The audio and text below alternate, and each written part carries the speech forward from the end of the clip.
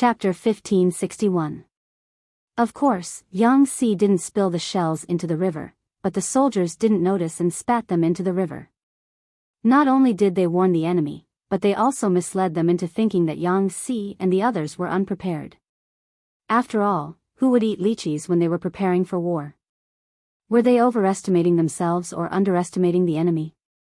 The deputy general said angrily, "These people are underestimating us." Yan Lin sneered and threw the shells back into the river. It's better not to underestimate them. They'll be worried if they're on guard. As time went by, the fog became thicker and the visibility decreased. Yan Lin sent some soldiers to sail along the river and followed the direction the lychee shells came from, but they couldn't find any trace of the enemy. The soldier came back soon and reported to Yan Lin. Yan Lin was surprised. No trace of the enemy? How come? Yan Lin recalled the lychee shells. The cracks were very fresh, so they must have been peeled not long ago. Judging by the time they drifted, the enemy should be nearby. How come they didn't find them? Something was wrong. While he was thinking, the soldier on the front noticed something was wrong. There seemed to be a dark shadow in the fog. The soldier rubbed his eyes, thinking that he was hallucinating. But when he looked again, the shadow didn't seem to be there. What was going on? Was it a ghost ship? The people who lived near the water would always hear their elders talking about the stories of monsters related to the water, especially in the water areas where water battles had taken place.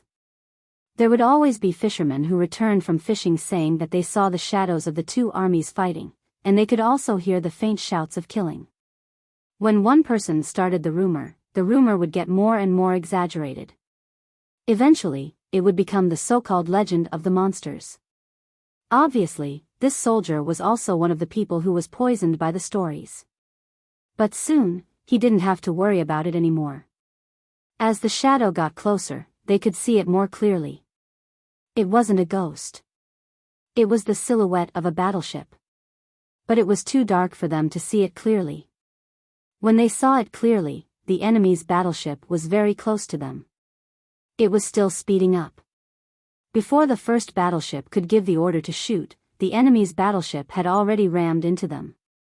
The ship shook violently and made a muffled sound. Enemy attack! The soldier shouted loudly.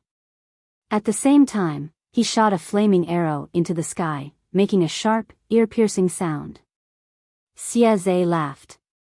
The military counselor really has a lot of clever ideas. With the hull of the ship dyed this color, the enemy didn't notice us until they were so close. With that, the warship crashed into the enemy again. The soldiers took the opportunity to throw the anchor onto the enemy's deck and rushed over. Water battles were mainly fought with bows and arrows.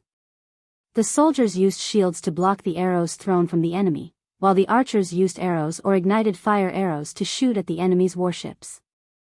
The advance and retreat of the ships were all controlled by specialized boatmen. His lord had also brainstormed with the carpentry workshop and Navy Chief Commander Chi Kuang to design a heavy hammer that was specially used to smash the hull of the enemy's warships. Coupled with the shipbuilding skills offered by Mountain Ghost, their warships could be said to be armed to the teeth. Its defense was extremely good, and its destructive power was extremely strong. What it was least afraid of was a one-on-one confrontation. Because the enemy's ship was close to theirs, Xie immediately ordered the soldiers to smash the pendulums at the enemy. The enemy's first warship was brutally rammed several times. As soon as the pendulums were thrown, the hull of the ship let out an ear-piercing screech and a big hole suddenly appeared. Not long after the vanguard warship clashed, their own soldiers rushed to the enemy's deck and killed a group of them. Xie and his men had the upper hand, but Yan Lin's reaction was extremely fast. Countless fire arrows dyed with burning oil were shot at them. This is an ambush? Yan Lin's face was filled with shock. His eyes were filled with terrifying whirlpools. He didn't panic. Instead, he immediately ordered the soldiers to prepare for a counterattack.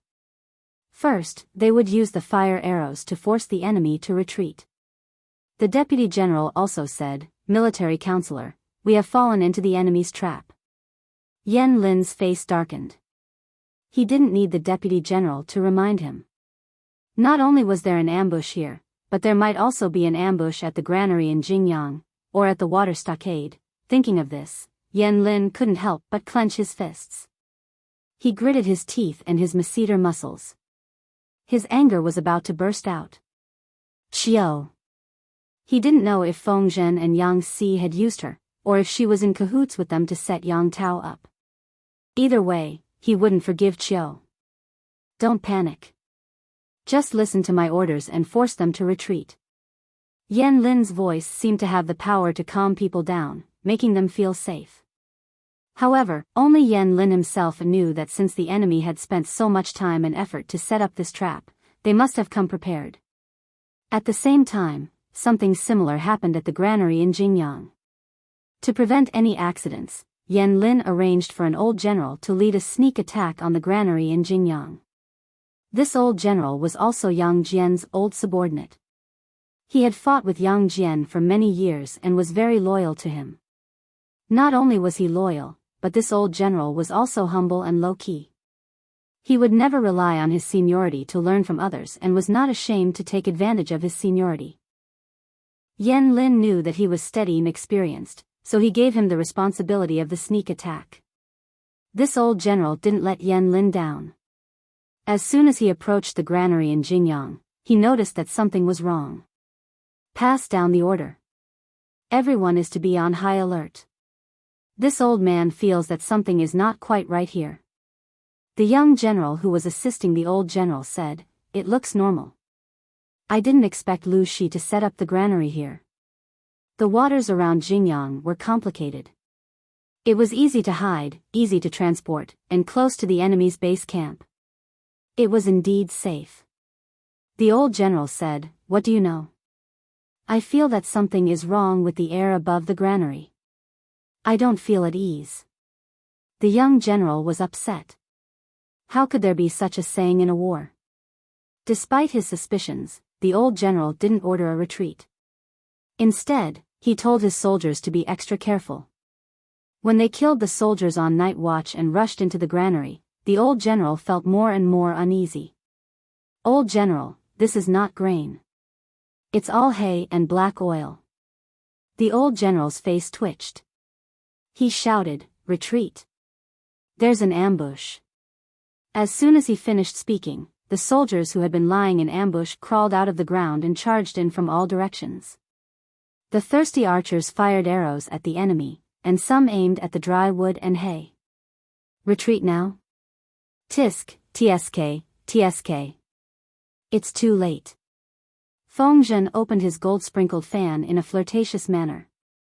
The fan covered half of his face, revealing only a pair of eyes that were filled with intrigue. The weather was hot and humid in Zhangzhou. Coupled with the screams of the soldiers, it was unbearably hot. Only the cool breeze could make him feel better. "An eye for an eye. You made me suffer, and now I'll take it back." The two groups of soldiers didn't hurt Yang Tao much, but... Chapter 1562. Fu Wang felt his nose itch and sneezed loudly. Qi Kuang thought he had caught a cold. The river is windy outside. Why don't General Fu go into the cabin to avoid the wind? Qi Kuang suggested gently with sincerity written all over his face. This made Fu Wang a little depressed because he didn't like to bully honest people. Why would a man be afraid of this little wind? I wonder who was talking about me just now. Fu Wang sneezed a few more times after he finished speaking. The tip of his nose was itchy and warm, as if his blood had rushed there. He guessed, maybe it's the two precious babies talking about their Ah Wang. Ah Wang was a respectful title for a grandfather, father, or father-in-law. In the previous dynasty, people used this colloquial term, but it wasn't popular anymore. However, some small places still kept this tradition. Huiyun was also affected. When she taught the twins to speak, she taught them to call Fu Wang Ah Wang. The children learned quickly. When Fu Wang heard the children call him that, all his grievances disappeared. Not necessarily. Look at the time now. The children should have gone to bed long ago. Chi Kuang was an honest man. Without hesitation, he shattered Fu Wang's fantasy and said straightforwardly, I, on the other hand, think that it's more likely that Advisor Feng and Advisor Yang are talking about you. What do you think? Fu Wang spat and said in disdain, these two old foxes are probably up to no good when they talk about me. Chi Kuang smiled. I think the two military advisors are good people. They treat their subordinates kindly and rarely make things difficult for others.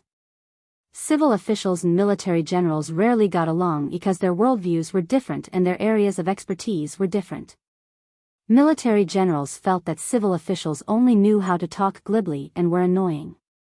They liked to show off when they had a bit of knowledge in their stomachs and liked to retreat when faced with difficult matters.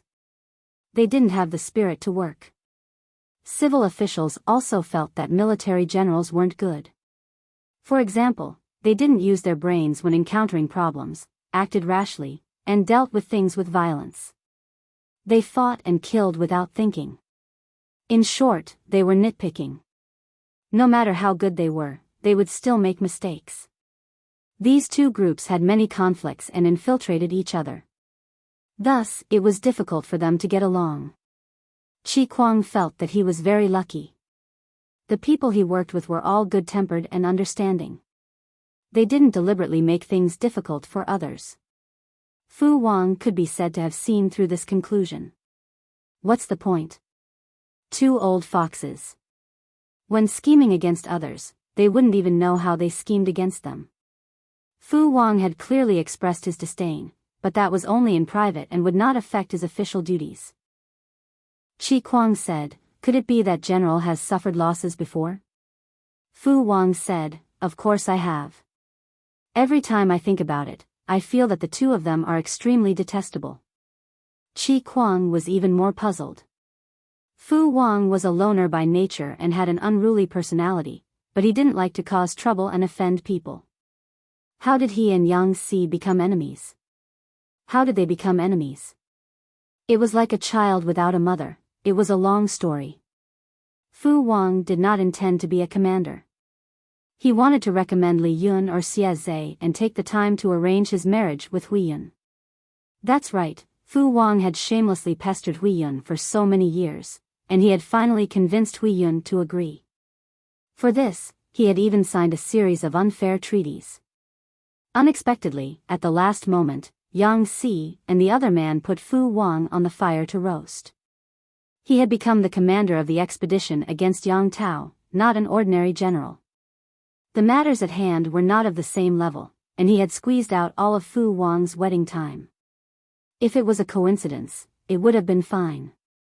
But these two people were sincere, so Fu Wang could not be blamed for gnashing his teeth. Let's not talk about these two old foxes.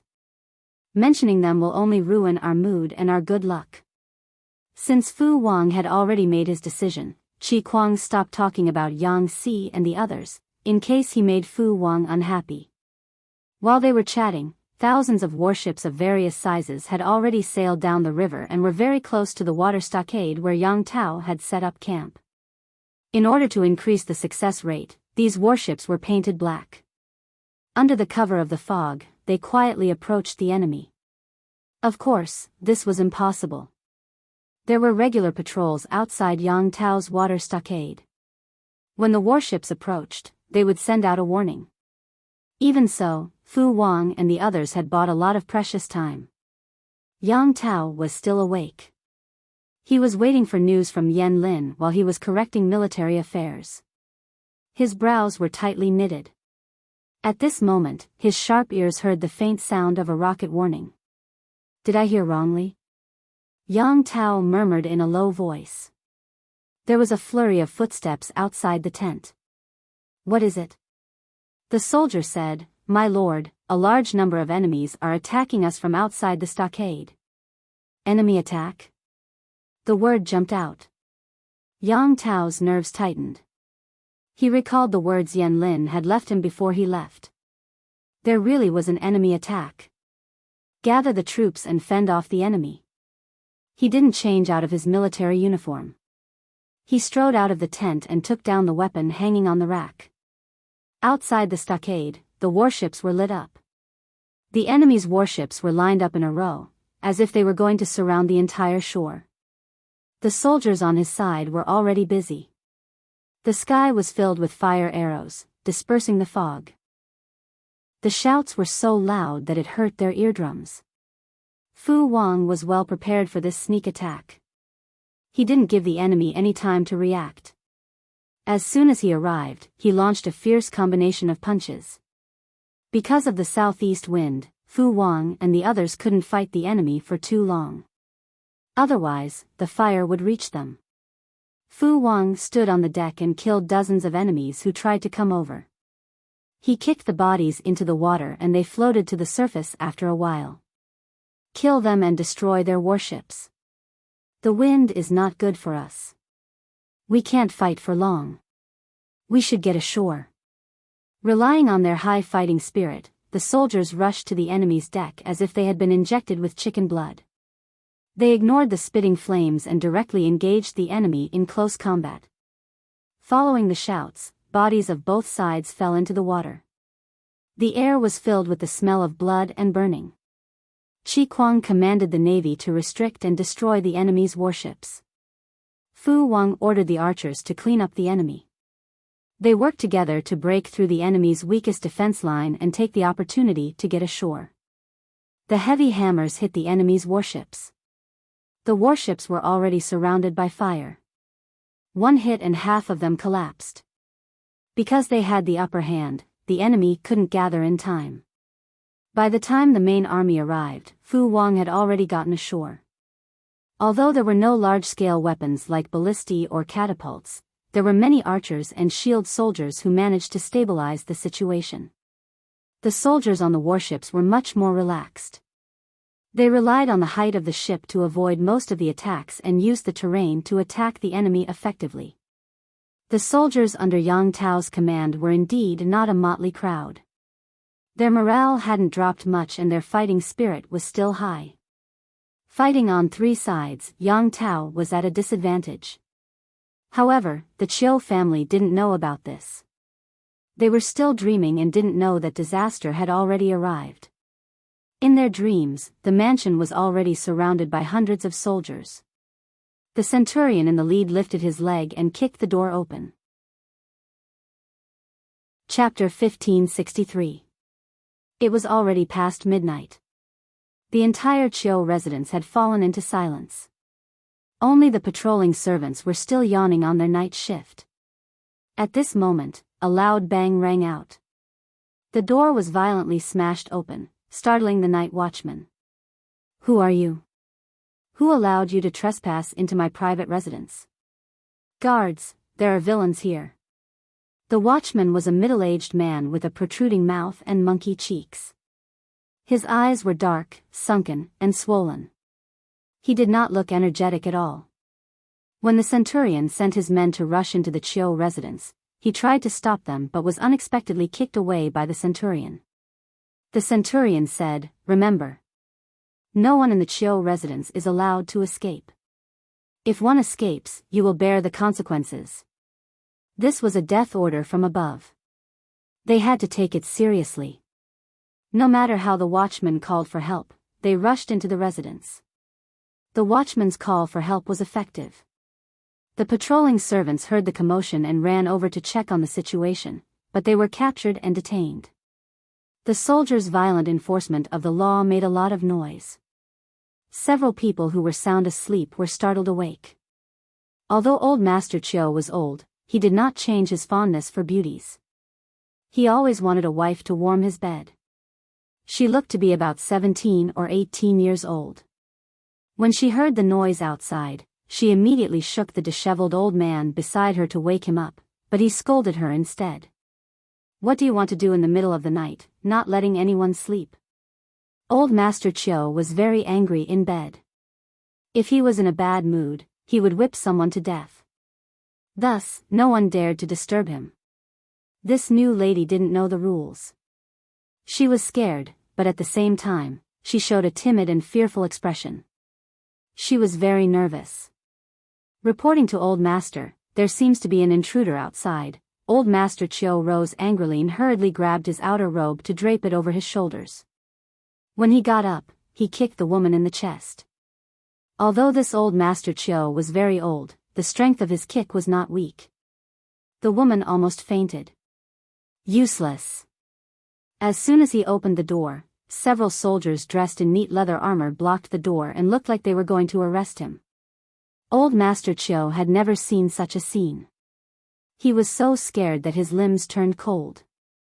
At the same time, an unknown anger rose in him. "Who are you? This place is under the rule of the Lanting Duke. You bandits are committing crimes here. Are you tired of living?" Hearing this, the soldiers looked at each other and could not help but mock. "What the hell? Capture him. Don't let this old man escape." Not only was Old Master Chiu in the room, but there was also a beautiful lady as pretty as a flower. When everyone caught sight of the disheveled old man's attire and the young lady's appearance, they could not help but scoff. He was already so old, yet he was still lustful and defiled a woman who was old enough to be his granddaughter. He was really shameless. Old Master Chiu's hands were twisted behind his back. He was in so much pain that the veins on his forehead were bulging. He shouted loudly, but it was nothing more than a warning and a threat. He was using Jiang Pengji's name to intimidate others. The soldiers' ears hurt from listening to them. A clever soldier looked around and saw a pair of blue underwear lying beside Old Master Chiu's bed. He grabbed it, crumpled it into a ball, and stuffed it into Old Master Chiu's mouth. "You've finally shut up. You've almost made me deaf." Seeing the situation, the lady who was captured could not care less about crying.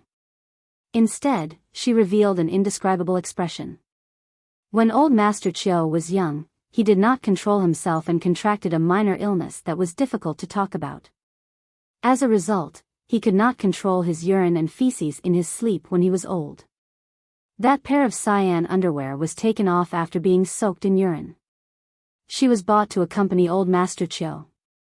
Not only was she to warm his bed and let him take advantage of her, but her other task was to help him change his dirty underwear to prevent him from flying into a rage when he woke up the next day. At that moment, someone actually stuffed it into his mouth. This was really TSK. Apart from Old Master Chiu being captured, Old Master Chiu's son, Chiu Meng, was no better. Old Master Chiu loved beauties, and Chiu Meng was no exception. He could not be away from women for even a day. Chiu Meng felt that he had made a great contribution to Yang Tao. In the future, he would have an easy time becoming an official. In his excitement, he was in high spirits and fooled around with his concubine for half the night. When the soldiers barged in, he had just fallen asleep out of exhaustion. He was a light sleeper and was woken up in no time. "What's the ruckus outside?"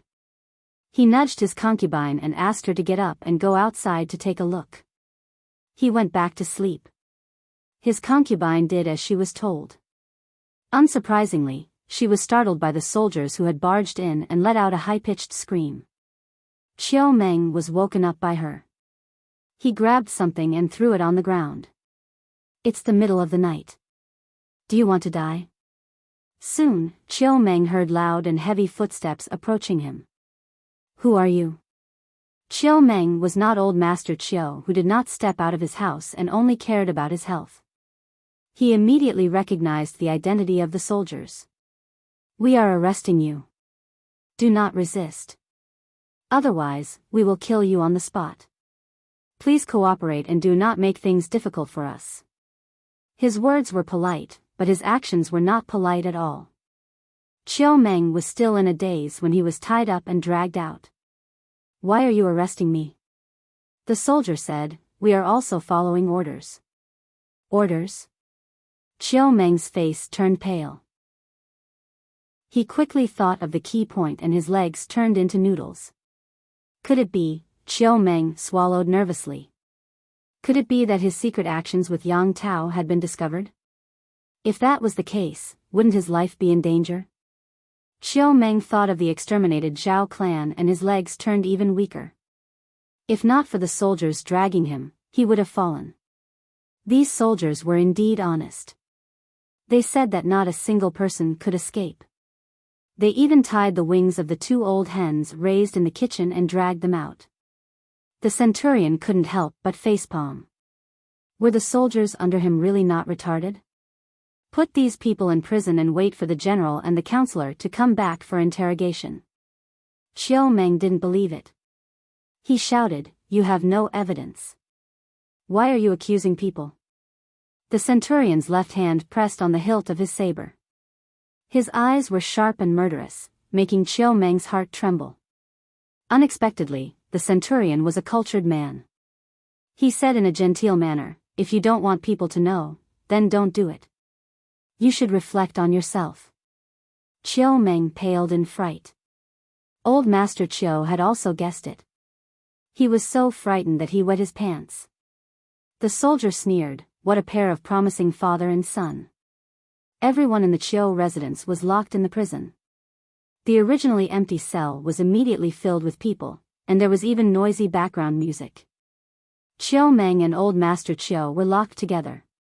Could it be that there was a leak somewhere? Xiao Meng tried to calm his wildly beating heart. He didn't know whether to comfort the old master or himself. "Father, don't panic. Once Yang Tao wins, they can't do anything to us." Old Master Qiu looked haggard and miserable, but he could only trust his youngest son. Chapter 1564. "Bah, you're still lucky when you're at death's door." The jailer who was guarding Xiao Meng and his brother heard the conversation and cursed in a low voice with a look of disdain on his face. Everyone in Jiang Pengji's camp knew that their lord rarely threw people into prison, let alone arrested an entire family. Once she did that, it meant that the people she arrested had committed an unforgivable crime and were destined to walk out of prison alive. The older jailer glared at him. "Shut up. These people are still suspects before the general and the military counselor interrogate them." The third jailer didn't know the details and asked curiously, "What did they do to get locked up?" "Who knows what they did? The last one who was sent here was a traitor from the Zhao family. These people are the same as the Zhao family." The first jailer smiled maliciously and said in a low voice, "Maybe they're the same." Jailers often dealt with all kinds of crimes. Squatting in the dark, damp, and cold dungeon to guard the prisoners all day long, even a mentally healthy person would become mentally unhealthy after a long time. In order to relieve the pressure, many jailers developed a gossipy personality. "If that's the case, won't all of them?" He made a gesture of cutting his throat with his hand. The meaning was obvious. "If they really are traitors, we won't kill them to frighten them. Are we going to treat them well and keep them alive until the new year?" The prisoners' cries and pleas for mercy successfully drowned out the conversation of the jailers. The Qiu family didn't hear it. They were comforting themselves that Yang Tao would win. As long as Yang Tao defeated Fu Wang's army, they would be the heroes of the war. What they didn't know was that Yang Tao's army was also on the verge of collapse. First was Yan Lin's side. Although Yang Si was Feng Zhen's bait, it wasn't that easy to bite. All the warships were painted black, which made them invisible in the dark. It was as if they were in stealth mode and could sneak up on the enemy. Yan Lin and the others lost the initiative. By the time they realized what was going on, Yang Si had already finished his set of moves. The vanguard warships were robbed, hit, and burned. As soon as the battle started, they were overwhelmed by Yang Si's army. Even though Yan Lin managed to stabilize the situation as fast as he could, the fog around them was their biggest obstacle. It was hard to tell the enemy from their own side. Even though they had the same bugle or battle drum, their ships were still crowded together. They kept bumping into each other, and they kept bumping into each other. Yang Si's side was at an advantage. Because they were connected by hemp ropes, the distance between the warships could be roughly determined by the tightness of the hemp ropes. Even though their mobility was not as agile as individual combat, they would not make mistakes like fighting against each other. Under the fire, several enemy warships were burned. The flames shot into the sky like a dazzling flower on the river. Of the river. The firelight penetrated the thick fog and dyed it orange, as if it were a lighthouse illuminating the ships in the fog. Yang Si said with a smile, "This battle was really satisfying. All the anger that I've been suppressing in the past few days has dissipated." Yang Si wasn't the only one who thought this way. Feng Zhen, who had been the scapegoat for the defeat in the last battle, had a clearer understanding of the situation. Feng Zhen was the one who lost the last battle. He had a better understanding. Did they really think that Yang Tao and the others guessed that Jingyang had a granary because the enemy was too smart? No, this was all part of Feng Zhen's plan. The granary in Jingyang was also a bait that he had purposely used to attract the enemy. When the enemy took the bait, how could they let them go? Of course, they had to kill all of them at once. The enemy generals understood this too.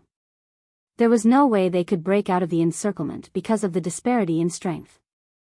They could only prepare themselves for a life-and-death struggle. Even if they had to die here, they would drag a few more souls down with them. The raging fire engulfed the entire Jingyang granary. The night sky, which had been dyed orange-red by the smoke, looked like colorful ink blooming in a painting. Stubborn resistance, Feng Zhen looked coldly at the movements in the Jingyang granary. The enemy was obviously planning to perish together with them. He wasn't a kind person. Since the enemy wanted to die, he would grant them their wish. They wouldn't be able to leave. I wonder how General Fu is doing. Seeing that the enemy couldn't do anything, Feng Zhen finally had time to worry about the situation on the main battlefield. If Fu Wang won, Yang Tao wouldn't be able to defend Zhangzhou. He would have to retreat from Dongqing with his remaining soldiers. Then, the whole of Dongqing would be in his lord's hands. If Fu Wang lost, Yang Tao would also be greatly weakened. If he could capture Yang Tao in one go, that would be even better. Feng Zhen was dreaming, but reality didn't always go according to one's wishes. Fu Wang led his soldiers to land. Behind him, the archers on the warships helped to clear the enemy. They quickly gained a foothold. Without hesitation, Fu Wang ordered an attack. The soldiers on one side were aggressive and full of fighting spirit. The morale of the other side was declining. They gradually distanced themselves from each other. With the help of the southeast wind, the fire spread quickly. Smoke rose. Under the violent destruction of Qi Kuang's navy, Ong Tao's water stockade quickly crumbled like dried twigs. The fire spread, burning the air and turning the sky red like it was daytime. Yang Tao killed a few people in a row. His expression was so serious that water could drip from it. He was extremely regretful. He also knew that regardless of whether the information sent by the Chiu family was true or not, everything was within the enemy's calculations. They had fallen into a trap. In order to intercept the food, Yang Tao let Yan Lin and the old general take away many soldiers. The remaining people couldn't resist the ferocious enemies. Qian Su found his lord in the chaos and said hurriedly, "Lord, please retreat immediately." Yang Tao gritted his teeth, his cheeks trembling faintly. "How can we retreat at this time?" As soon as he finished speaking, a few more enemies came out of nowhere. Yang Tao swiftly cut off their heads. Yang Tao said stubbornly, "You don't have to persuade me. I know what to do." As the Lord, Yang Tao had a team of elite guards by his side to protect him. However, he saw that the situation at the front was critical and sent them away. Qian Su said, "My lord's safety is the most important. Even if you don't think about yourself, you have to think about Mistress and the young master." Yang Tao said, "I've already sent people to find Mistress and send her to Nanxing. We can plan later, but we can't lose this place for now." He wasn't a blockhead, but he really couldn't leave so many soldiers to die and become a coward. Even if he had to retreat, he had to lead the surviving soldiers to block the enemy's attack and retreat while fighting. "I'm not afraid of death." Chapter 1565. Be careful, counselor. The enemy's attack was too fierce. As time went by, the fog on the river became thicker and thicker. This was one disaster after another for Yan Lin. An arrow came out of nowhere. As soon as the guard opened his mouth, Yan Lin swung his sword and shot the arrow down without looking back. Counselor, the enemy is too strong.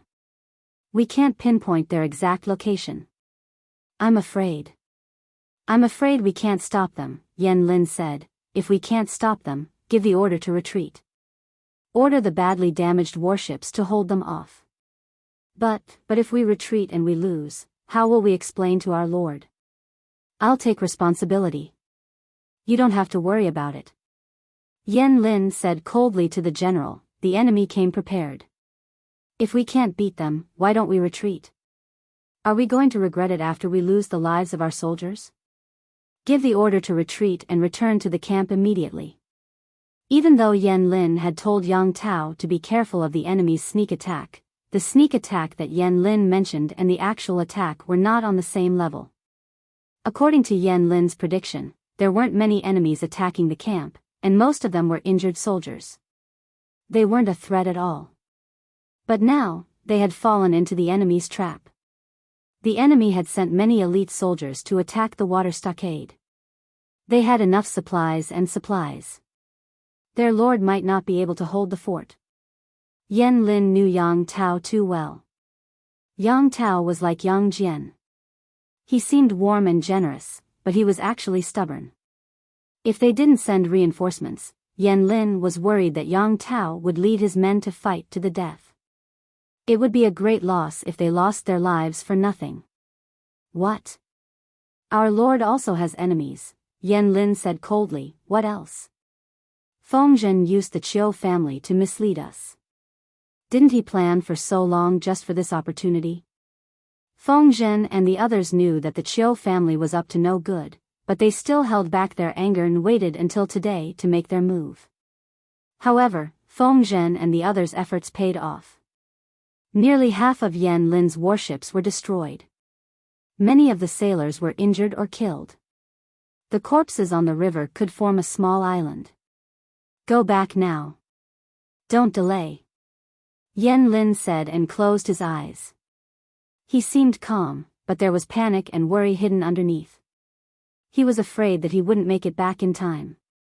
He decisively abandoned the broken battleship and used it to block the enemy's battleship, which bought him time to retreat. Because of the thick fog, visibility was very low. Yang Si also discovered that the enemy's firepower was not right as they were fighting. Only then did he realize that they had escaped. Yang Si snorted and clicked his tongue. Who's the one commanding the troops? How could he just leave without saying a word? Lao General smiled bitterly and pressed his hand against the wound on his arm. During the chaotic battle, he was careless and was shot in the arm by an enemy arrow. Although he lost a lot of blood, his life was not in danger. If they're going to retreat and run for their lives, why would they send someone to inform the military counselor? Why didn't you tell me? Yang Si said plausibly. Do you know who escaped? Si Jiang was stunned for a moment before he asked, who? Yang Si said with an expression that said, it's all military exploits. The military merits that belong to me escaped, and I'm not allowed to ask about it. The deputy general, he didn't know whether he should feel sorry for the enemy who had been turned into military merits, or be impressed by the shamelessness and invincible logic of his military counselor. He asked shakily, what should we do now, military counselor? Yang Si said, what should we do? Go after them. Can you bear it when a cooked duck flies in front of your eyes? Lao General shook his head. No. They went after them immediately. Unfortunately, there was a gap called dimension between ideals and reality. Ideals were great, but reality was too cruel. Counselor, the wreckage of the enemy's battleships and ours are all over the river. It's a serious hindrance to our army. Yang Si said, clear those wreckages. Quickly. The deputy general said again, then should we cut the ropes connecting the two ships as well? If they didn't cut them, even if the wreckages were cleared, the battleships that were connected in a V shape wouldn't be able to pass together. Yang Si said, it's untied. Let's catch up with them first. Although Yang Si and the others moved very fast, they still couldn't catch up with the tail of Yan Lin's army. They were not as familiar with the water as Yan Lin's navy was. The fog was still thick, which would affect the ship's ability to tell the direction. Moreover, Yan Lin and the others were retreating along the river. They had to open the sails, so they couldn't go too fast. It would be strange if Yang Si and the others could catch up. Seeing the cooked duck fly away and the military merits that were in his grasp disappear, Yang Si slapped his thigh and sighed with regret. He had hoped to ask the Lord for more rewards this time. He didn't expect that he would fail at the last moment. Could it be that he really had to live off a woman and wait for Jiang Shaowei to support the family and feed the children? Yang Si's regret was not over yet. When he heard that the commander of the enemy was Yan Lin, his eyes almost popped out. Did he really manage to catch the big fish, Yan Lin, with his meager effort? What a pity. The big fish was here, but he couldn't catch him. What a loss. Yang Si's resentment was almost materialized, but Yan Lin was determined to return. The closer he got, the clearer the flames became. He didn't lead his men to fight Fu Wan's army head-on. Instead, he chose to go ashore from another shore. It was obvious that Yang Tao's men were about to die. The riverbank was filled with corpses. Most of them were Yang Tao's men, and the rest were the enemies. Yan Lin put the torch near the river and saw that the water had been dyed red with blood. His heart sank. Take some men to look for the Lord. If you see the enemy, warn them. Remember to stay alive. Don't force yourself. Yan Lin and the others were in luck.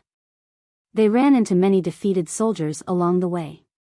After a few questions, he found out Yang Tao's whereabouts from them. Yan Lin made a prompt decision. He took more than half of his men to support Yang Tao, and the rest of them drove the warship to the designated location. After today, Zhangzhou would be lost. Yan Lin had to plan a way out for Yang Tao so that he wouldn't fall into the enemy's hands. If he could escort Yang Tao to the warship and leave for Nanxing, there would be a chance for him to rise again in the future. Yan Lin's plan was good, but it depended on whether his enemy would give him the chance. This enemy was not only Jiang Pengji, but also Anshui, who occupied most of Nanxing's land. Yan Lin and his men fought off a few scattered waves of enemies. After some effort, they finally found Yang Tao, who was retreating to the south. Greetings, my lord. By the time they found Yang Tao, Yan Lin's sword was full of blood. His armor was no longer shiny and clean. He was covered in blood. Xiaoyang. Seeing Yan Lin, Yang Tao relaxed a little. He helped him up and said, I'm glad you're okay. Let's not talk about anything else. Yan Lin said, I didn't see through the enemy's evil plan, which put the Lord in danger and the soldiers in danger. Yang Tao interrupted him. You have nothing to do with this. I can only blame myself for trusting a villain. Yan Lin had been training his troops outside. Yang Tao was the one who made the decisions for the Chiu family. He couldn't be blamed. Chapter 1566. Xiaoyang, about this. Yang Tao tried to say something, but Yan Lin didn't give him a chance. He tried to force Yang Tao to agree with him. Yang Tao looked at his childhood friend, who was kneeling on the ground and begging him. Everything he wanted to say was stuck in his throat. All right, I agree. Qian Su could only sigh. Only Yan Lin could control his master. Of course, only his lord, Yang Tao, could tolerate Yan Lin's occasional overbearing attitude. If Yan Lin had been a petty lord, he would have been offended by Yan Lin's forceful actions. After a while, Yang Tao said, I've sent people to escort my wife and sister away. Don't worry, Xiaoyang. One was his sister, and the other was his wife's first wife. They were the two most important women in Yan Lin's life. Nothing could happen to them. Yan Lin said, Your Highness is thoughtful. I thank you on behalf of my wife. Yang Tao didn't know whether to laugh or cry. Yan Lin didn't need to thank him. Even if he didn't say anything, Yang Tao would still protect them. Yan Lin continued, we can't stay here for long. We don't know when the enemy will catch up. Please leave first, my lord. Yang Tao left the water stockade with the rest of his troops. He knew the terrain well enough to shake off the enemy, but it wasn't a long-term plan. The fog on the river was still there. Yan Lin planned to let Yang Tao board the boat and escape under the cover of the fog. If they waited until dawn, the enemy would catch up with them. It was too dangerous. Yang Tao nodded. He took 2 steps forward and was about to get on the horse. Suddenly, he remembered something else. Xiaoyang, you're not leaving? Yan Lin said naturally, the enemy is coming fiercely. I'll delay them for a while and leave when my lord is safe. That won't do. Yang Tao refused immediately. What if something happens to you? How can I explain it to my wife? Yang Tao's wife was Yan Lin's sister. How could Yan Lin stay and delay the enemy for him? Did Xiaoyang know what would happen to him if he stayed? Yan Lin said calmly, my lord, I won't have to worry about anything if you leave first.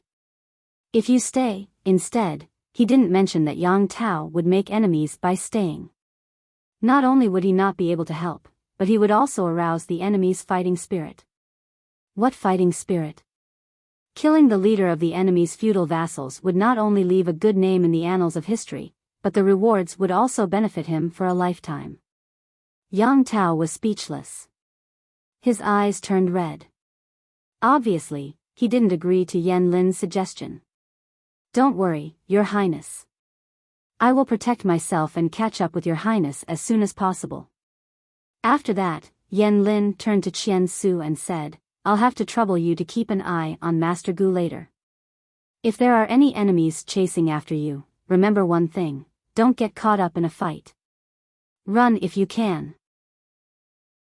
As long as he escaped into Yang Tao's territory in Nanxing, he would basically be safe. He could not be greedy for a moment of merit and forget about the important matters. Qian Su nodded to show that she remembered and immediately mounted the horse. Yang Tao did not have a choice even if he did not want to leave. Yan Lin left most of the wounded soldiers behind, while Yang Tao took the rest of the elite soldiers with him. It's my fault for underestimating you. To think that I would suffer such a crushing defeat. Yan Lin sighed with emotion. He sent some of his soldiers as bait to confuse the enemy and mislead them. Fu Wang and the others did not know much about the terrain of Zhangzhou. They did not know that Yang Tao and the others would escape through the river mouth. What Yan Lin needed to do was to buy as much time as possible. It would be best if he could escape unscathed. If not, he had to at least ensure the safety of his master. Thinking of this, Yan Lin's head hurt even more. Perhaps it was because he was used to being a nanny for more than 20 years. He subconsciously worried about Yang Tao. He was worried that no one would be able to persuade Yang Tao after he passed away. Sigh, maybe this is the best for him. When Yang Jian was alive, Yang Tao was well protected. After Yang Jian died, Yan Lin had to take on the responsibility of a father.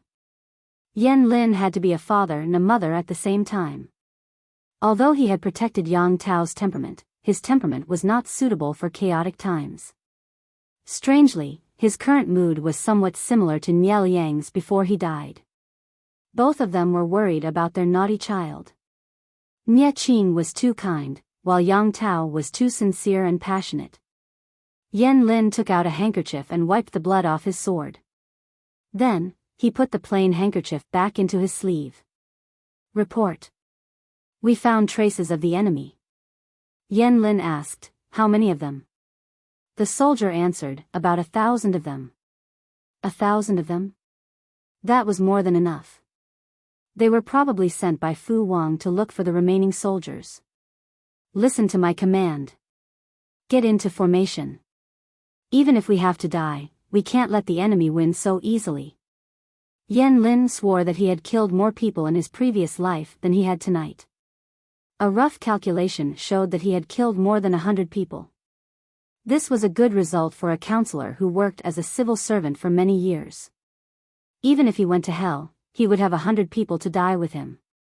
It was not a big loss. Because of Yan Lin's interference, not only did Fu Wang fail to find Yang Tao, but he was also misled into going in the opposite direction. When the soldier learned from the remaining soldiers that Yang Tao and the others had gone in the opposite direction, his face was as colorful as a palette that had been knocked over. At this time, the sky was turning gray. The fog on the river had mostly dissipated. Yang Si and the others were the first to arrive. They wanted to congratulate Fu Wang, but they did not expect him to look angry. "General Fu, what's going on?" Fu Wang was hot-tempered when he was angry. He loosened his collar and said, "We were tricked." Yang Tao escaped. The cooked duck had flown away, and the military merits that had been handed to them were gone. Hearing this, Yang Si did not stay silent. Instead, he smiled and spread out his hands. What a coincidence. I let Yan Lin escape too. Were they born in the year of the rabbit? Fu Wang said angrily, "Come on. Have you ever seen a rabbit that can run on the river?" How could he still be in the mood to talk at a time like this? Yang Si was born with a sarcastic face.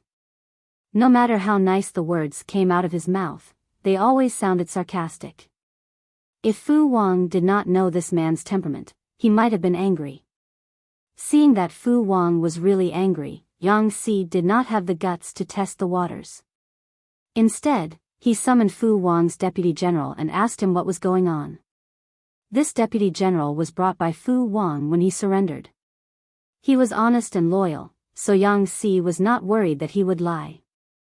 The deputy general told him all the details, and Yang Si listened attentively. After a while, Yang Si punched his palm and laughed. "You're lucky. Someone slipped through the net." "Someone slipped through the net? Who slipped through the net?" Fu Wang asked. Yang Si said, "Yan Xiaoyang, I suspect that the person who led the soldiers to trick you and mislead you here is Yan Lin." Fu Wang frowned in confusion. "Why are you so sure? Maybe there is someone else." Chapter 1567. Really? Fu Wang had already prepared himself to return empty-handed, but he had not expected Yan Lin to slip through the net. Although Yang Si was usually not very reliable, he was still very serious when it came to business. He would not lie to him about this. "Why would I lie to you? I heard that Yang Tao and Yan Lin have always been inseparable. If we capture Yan Lin, we might be able to use him to threaten Yang Tao." Even though the methods used to threaten others were rather despicable, there was no such thing as morality when it came to war. As long as they could win, it would be fine. Who would want to pretend to be a gentleman? In addition, Yang Tao lost more than 100,000 soldiers in this battle. Aside from a few who were temporarily recruited, most of them were brought from Nansheng. If Yan Lin is captured, there will be no one to help Yang Tao. Sooner or later, he will be in big trouble. Fu Wang could understand the first part of the sentence, but he was confused by the latter part. Why did Yang Si sound like Yang Tao was not a good person? Fu Wang asked directly, "From what you said, you don't have a high opinion of Yang Tao." His lord had a high opinion of Yang Tao. How could Yang Jingrong have such high standards? When did I say that? Yang Si shook his head and said, "Yang Tao became one of the feudal lords in troubled times. That alone is better than countless people. I said that because Yang Tao is not a man of wealth and power. He is straightforward and straightforward. He is the kind of person who can't be bothered with anything. Why didn't General Fu think about it? Yang Tao is from Dongqing. The aristocrats of Nansheng were willing to support him because Yang Tao was profitable. Now that Yang Tao had lost the war, his foundation was in danger. Without Yan Lin's help, it was only a matter of time before Yang Tao fell out with his previous aristocratic family, given his straightforward character. Maybe we don't have to do anything. Yang Tao will. Yang Si winked at Fu Wang and raised his hand to cut off his head. Fu Wang was not optimistic about this speculation. No matter how straightforward Yang Tao was, he was not stupid. There was no way he would put himself in that situation. The most important thing now is to capture Yanlin. Yang Tao is gone. Yan Xiaoyang can't escape again. Although Fu Wang was not as enthusiastic about building a career as Yang Si, he was also a man who had to support his family. Generals were not like scholars. Scholars could make a living in times of peace and chaos. Martial artists could only make money during times of war. In times of peace, there were not many opportunities. Yang Si said, "I think so too." Even though he knew that Yang Tao would not be able to catch up, Fu Wang still sent people to chase after him. It would be best if he could catch up with them, but if he couldn't, he would also be able to give an explanation to his lord so that he wouldn't be criticized for slacking off. Fu Wang and his companion focused on capturing Yanlin. Compared to capturing Yang Tao, capturing Yanlin was more realistic.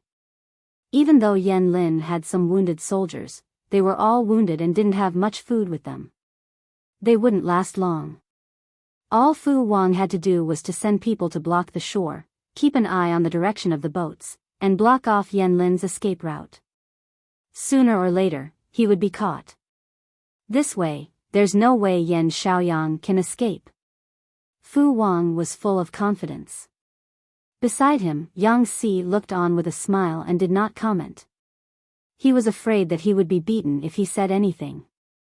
Yang Si had a feeling that Fu Wang would be slapped in the face. It turned out that a counselor's intuition was stronger and more accurate than a woman's sixth sense. Fu Wang had cast a wide net, but he still couldn't catch Yanlin. "Bastard, if we catch him, we'll break his legs. Let's see how he's going to escape." Fu Wang was extremely busy. Not only did he have to deal with the aftermath of the war, but he also had to appease the local people. He also had to politely reject the local forces that came to him to express their goodwill. He didn't want them to waste his time. After so many twists and turns, a day had passed. The soldiers he sent out had not stopped Yanlin's army. Instead, Yanlin had escaped deep into the mountains. Fu Wang was so angry that he wanted to set fire to the mountains to smoke them out. "Don't. Didn't my lord say that if you set fire to the mountains, you'll spend the rest of your life in prison?" Yang Si had a frivolous smile on his face, which made Fu Wang's hands itch. He wished he could make intimate contact with Yang Si's face with his palm. Fu Wang said, "Pfft. When did my lord say such nonsense?" Yang Si said, "Many years ago, when we were drinking in the brothel. If you don't believe me, I can write to her and ask her." Fu Wang was speechless. He thought that Feng Lungzi was the only one who would bring his lord to a brothel. He didn't expect that Yang Si was also a Cancer. Seeing that Fu Wang was about to get angry, Yang Si quickly changed the topic. He comforted him, "The weather is dry now. If you really set fire to the mountains, it won't just affect this area. I heard that there are many villages and terraced fields in the mountains. If General Fu sets fire to the mountains, many innocent people will be affected. If my lord finds out, General Fu will be scolded." Fu Wang rolled his eyes. He only said that because he was angry. Why would he really set fire to the mountains? "Then, what should we do now?" Fu Wang asked. "Are we just going to watch them jump up and down?" Yang Si said, "Send people to continue chasing after them. Block all the exits so that Yanlin can't save himself. We can also exhaust them to death." Fu Wang sighed and chose to listen to Yang Si's Buddhist advice. Just as Yang Si said, the biggest problem for Yanlin and the others was food. They only had enough food for one day. After that, they would have to kill horses to fill their stomachs. They also had to climb mountains and cross rivers, which was more exhausting than usual. At this rate, they wouldn't last more than a few days. However, that was not the worst news. The enemy had obviously seen through Yanlin's plan. They had arranged a large number of soldiers everywhere.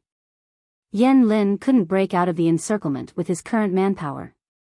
If they took the land route, all the passes would be heavily guarded. If they took the water route, all the ports would be guarded too. There was no way to borrow a boat. It seemed like a dead end, but Yen Lin didn't give up, let alone admit defeat. I know the situation. It's good that my lord is safe and sound. As soon as Yen Lin finished speaking, he felt a sharp pain from the wound on his left shoulder. He frowned in discomfort. The wound was caused by a stray arrow when he was being chased by the enemy. It wasn't a serious injury normally, but there were no medics, no medicine, not even water to clean the wound. He could only bandage it hastily to stop the bleeding. The weather was hot, and Yen Lin's armor was heavy. The edge of the wound began to itch and turn red. It looked like it was going to fester. However, Yen Lin couldn't care less. He forced himself to lead hundreds of soldiers deep into the mountains to find their destination. If there were no boats, they would make their own. The bamboo here was perfect for making bamboo rafts. With bamboo rafts, they didn't need to go to the shore. They could leave by water in the dark. Even though it was a risky move, it was better than waiting for death. There was strength in numbers.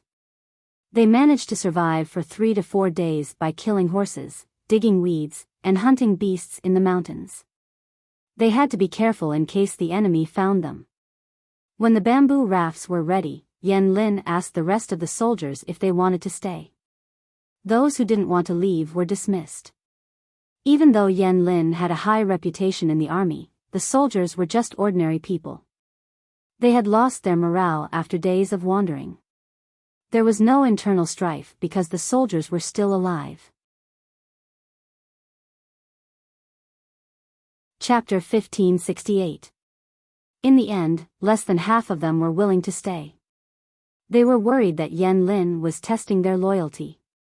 If they said they wanted to leave, they would be killed to keep their mouths shut. If they didn't have this worry, it would be great if only a third of them could stay. Yen Lin didn't say anything. He took off his valuables and handed them to a centurion. He asked him to exchange them for silver as food for the soldiers. The centurion trembled as he took the jade pendant, jade flute, and some gold from Yen Lin. Tears rolled down his cheeks. They bowed to Yen Lin and said their blessings, choking with sobs. Yen Lin heaved a long sigh. He ordered his men to push the bamboo raft into the water. It was getting dark. It was the best time to escape. However, the escape was not so smooth. The first problem they encountered was Yen Lin's illness. His festering wounds gave off a foul smell, and his body was burning. In order to escape, Yen Lin hadn't rested for the past few days. He didn't care about his health. The day before yesterday, he had a low fever. After such a long time, his wounds were getting worse. The soldiers couldn't do anything but worry. The wounds were too big, and they didn't have the right medicine. It was hot and humid in the mountains. He hadn't rested for days. All these conditions were terrible. It was no surprise that he was sick. The temperature on the river was low at night. The change in temperature worsened Yen Lin's condition. The soldier on the same raft raised his hand to touch Yen Lin's forehead. The moment he touched it, he was shocked by the temperature. "It's okay." Yen Lin looked a little distracted, but he forced himself to say, "Follow the plan. Don't waste time." He dismissed the soldiers who didn't want to leave with him. They would be caught by Fu Wang's troops after they left the mountain. They would be able to find out where Yen Lin and the others were after a little interrogation. How could the raft be faster than a warship? If they didn't hurry, they wouldn't be able to escape. In fact, Yen Lin could have prevented this from happening. He could have killed all the soldiers who tried to leave, just as the soldiers feared. He didn't do that, not because he was too soft-hearted, but because it was unnecessary. The remaining soldiers had little morale left. If he killed more soldiers, the hundreds of them would be in chaos. "Counselor, your forehead is very hot. If it keeps burning, won't it?" Yu Jiang silently swallowed the words he wanted to say. If they didn't do anything about it, Yen Lin would either become an idiot or die. Of course, it could also turn into pneumonia, but there was no such saying in this era. The deputy general didn't respond to him, because Yan Lin couldn't stand the protests of his body and passed out. Even in his coma, he could feel himself being in a furnace for a while, thrown into an ice house for a while, shivering all over. Then, he felt as if his body was thrown into the deep sea and kept sinking. His surroundings were getting darker and darker. His consciousness was getting more and more blurry. The deputy general's call was more like a faint whisper from the distant sky. No matter how hard he tried to concentrate, he still couldn't hear it clearly. On the other hand, seeing that Yan Lin was getting worse, Si Jiang had to make a decision. He had the rest of the soldiers push the bamboo raft to the planned location. If they were lucky, they might be saved. A soldier said hesitantly, "If we encounter an enemy," Si Jiang gritted his teeth and said, "Then surrender. I don't think the Lord and the military counselor will blame you." They had tried their best, but fate refused to grant them their wish. If the wounded soldiers surrendered, they might be able to live. If they resisted, they would lose hundreds of lives for nothing. The soldier asked again, "What about the general?" The deputy general said, "The military counselor's injuries are serious. He has a fever all over his body. We need to go ashore and find a doctor as soon as possible." The soldier felt that something was wrong. They finally had a chance to escape. If they stayed to find a doctor, they might expose their identities. The deputy general understood this, but he also knew that if Yan Lin died, they would have to face the furious lord when they returned. Besides, it would be a shame if the military counselor died here. If the heavens had eyes, they would definitely be able to turn the situation around. Si Jiang decided to give it his all. Could the result be worse than Yan Lin's death and his own death in battle? Let's try. There's still hope. Si Jiang took Yan Lin on the raft and left the main group. The future was bleak, and the only thing that kept him going was his determination. After rowing for a long time, Si Jiang and Yan Lin finally reached the shore. There was a small fishing village in front of them. Si Jiang thought to himself, "I hope there's a doctor here, even if it's a mediocre one." Even though he knew that the possibility was not high, he believed that the heavens must have eyes. The fishing village was not big. There were only about 30 families and about 100 fishermen. Because there was no entertainment and oil was expensive, most people worked at sunrise and slept at sunset. It was already past midnight, and the fishing village was shrouded in darkness. To prevent their identities from being exposed, Si Jiang took off the raft and their armor and hid them in the reeds. Then he carried Yan Lin into the village. "Is anyone here? Is there a doctor in the village?" Si Jiang knocked on the doors of several families. Either no one answered, or he was scolded. The cowardly ones pretended to be dead. Yes, Si Jiang tried one house after another.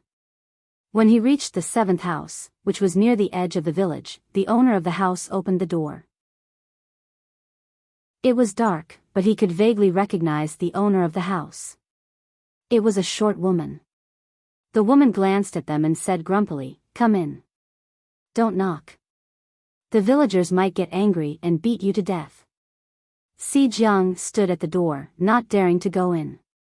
The woman turned around and lit an oil lamp. She asked, "Why don't you come in?" The deputy general blinked and secretly clenched the dagger hidden in his sleeve. "Isn't the person on your back sick?" The woman said, "I'm a doctor." The deputy general was surprised.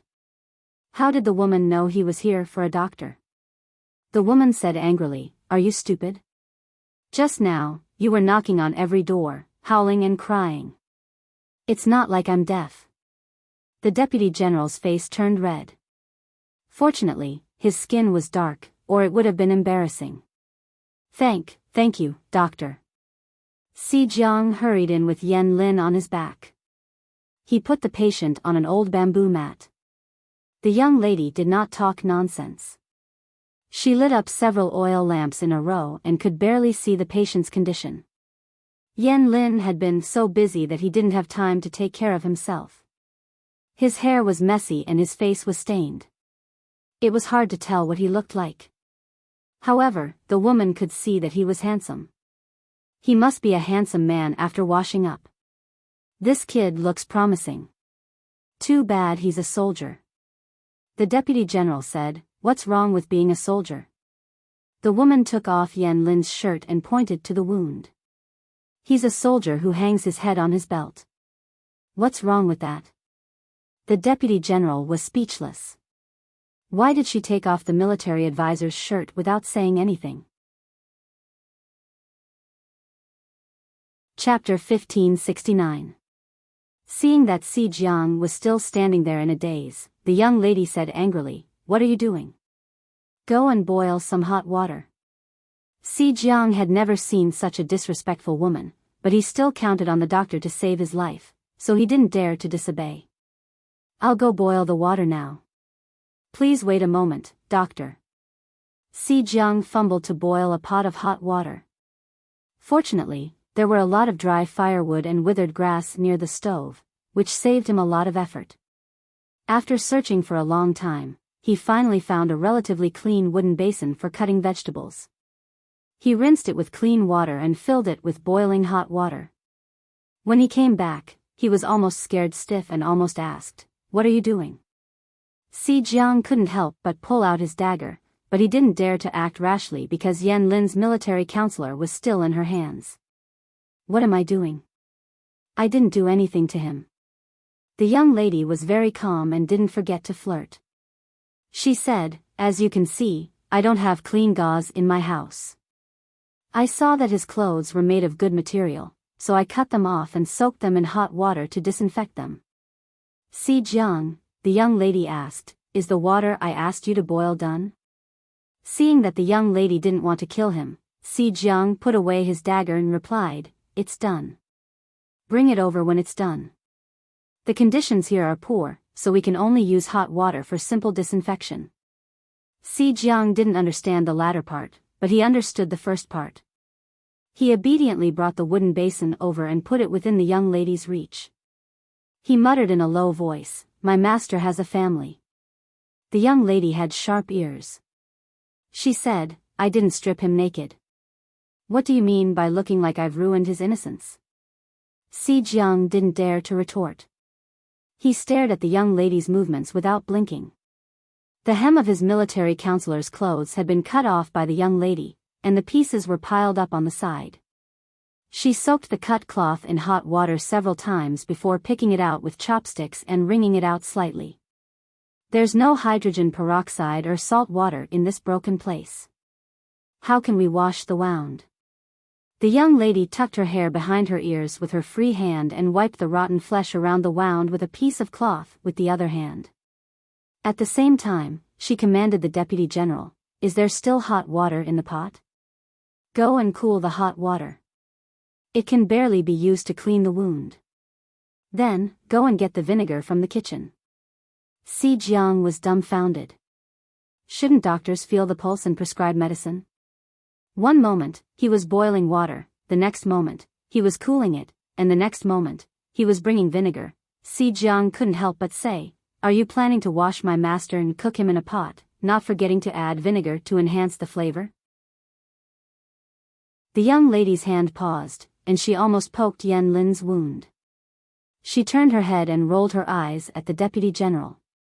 "I told you to go, so go. Are you the doctor or am I the doctor?" The boiling water could barely be used to clean the rotting wound, and the vinegar was used to physically cool it down. If you don't understand, then shut your mouth. No one will treat you as a mute. If you want this person to live, then do as I say. Si Jiang blinked. He was actually suppressed by this person's imposing manner, so he obediently said, "Oh." He found a palm leaf fan and tried to fan the hot water in the pot. It took him a lot of effort to cool the remaining water. When Si Jiang returned with the cold water, he almost went crazy when he saw that the young lady had stripped his military counselor down to his underwear. "What are you doing?"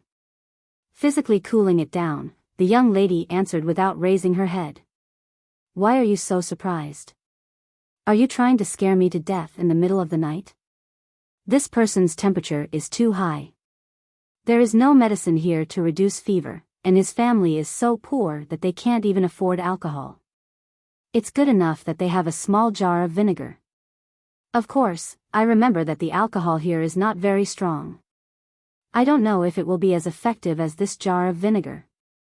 The deputy general saw that the young lady was wiping Yan Lin's chest, back, forehead, armpits, and thighs with a piece of cloth that was stained with vinegar. She looked very serious, and it didn't seem like she was taking advantage of him. Si Jiang was finally relieved. Seeing that Si Jiang had brought the cold water over, the little lady threw the rags to him and warned, "Do you remember what I did just now? Wipe him with the vinegar, and I'll take care of his wound." The wound on Yan Lin's shoulder was not very deep, but it was very long. It had not been treated for a few days, so the wound was badly infected. "Give me your knife." The young lady reached out her hand to Si Jiang. He hesitated for a moment, then gave it to her. She brought over an oil lamp and put the blade over the fire to warm it. "What are you doing?" "Disinfecting." "I guess you don't know what disinfecting is. Your knife must have seen blood before. Who knows what's on it?" The young lady said, "I'm going to use it to clean up the remaining rotten flesh. The knife can't have any dirty things on it, so I'm going to use the fire to warm it." The young lady looked very young, but her hand holding the knife was very steady. Si Jiang clearly saw her raise and lower the knife to remove the rotten flesh. Soon, fresh blood flowed out of Yan Lin's wound. Even though Yan Lin was unconscious, his body was still trembling. His brows were tightly knitted, and his cracked lips were trembling. The young lady did not move. She washed the wound with cold water several times, then threaded a thin thread that had been heated in the hot water into the needle. "What are you doing?" Si Jiang was wiping Yan Lin's wound for the third time when he saw the young lady was about to put the needle into his wound. "I'm stitching, silly boy." The young lady skillfully stitched the wound as she spoke. She said, "His wound is long, so stitching it has many advantages. For example, it can quickly stop the bleeding, prevent the wound from getting infected, promote the healing of the wound, and reduce the chance of the rupture of the wound. This boy is lucky. I've checked his wound and didn't find anything like rust. Otherwise, the chances of him being contaminated by Clostridium tetani would be greatly increased. The medical standards in this place are terrible. If it's tetanus, you should prepare for his funeral as soon as possible."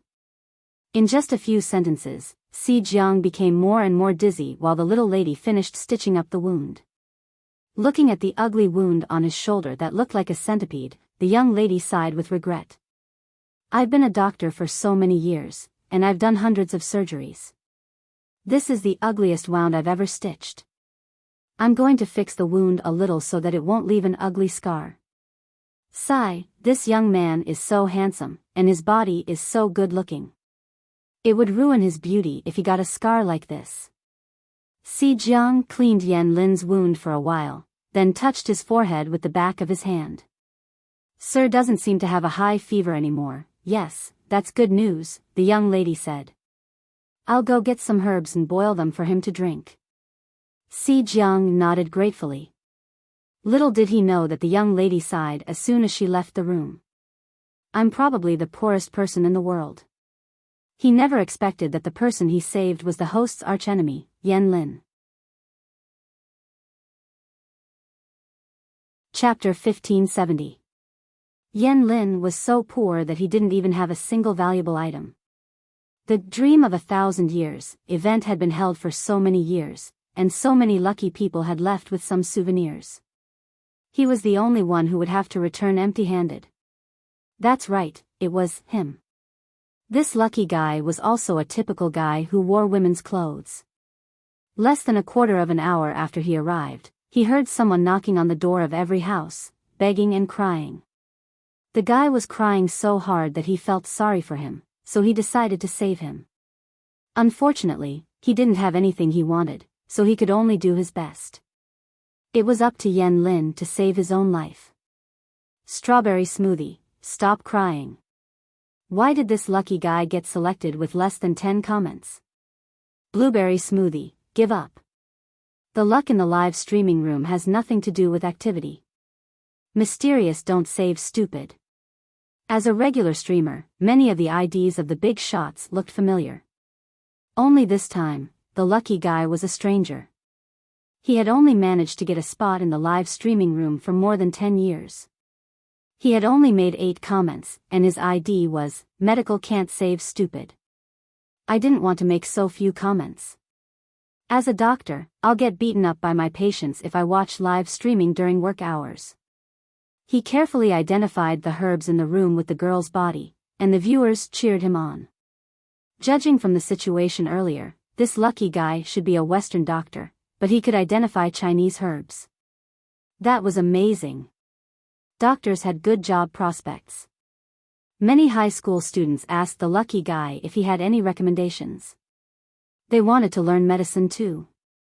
The lucky guy pouted and snorted, "You'll be struck by lightning if you try to persuade people to learn medicine." The viewers immediately applauded the lucky guy's straightforwardness. He had spoken out the thoughts of countless medical students and hospital workers. Tudu Faccio, the lucky guy is complaining. Is work not going well?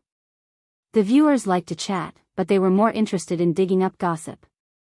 There must be a story behind the lucky guy's words. Sure enough, the lucky guy said coldly, "Of course work is not going well. Guess how I got here?" In the end, it was the patient who hacked it.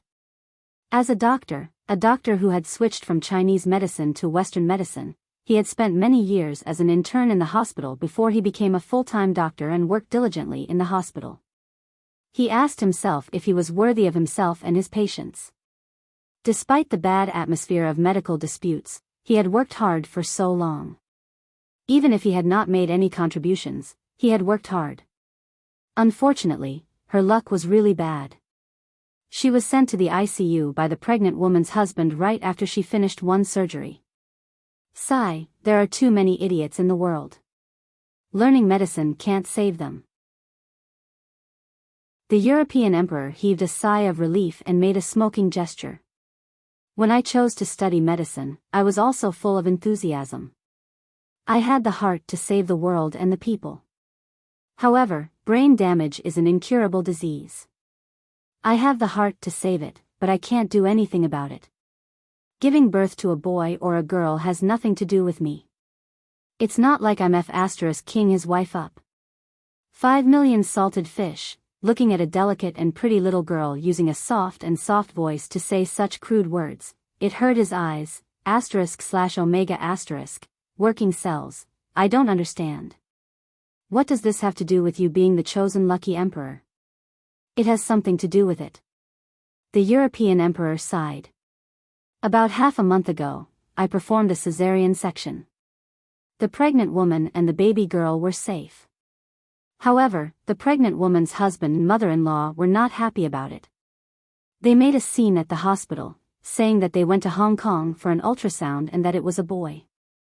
They suspected that the hospital had sold the precious boy in exchange for a girl.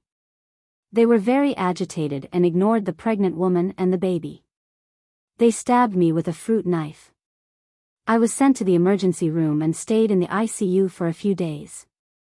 I was hospitalized because of a work-related injury. That's why I have the time to watch the live broadcast.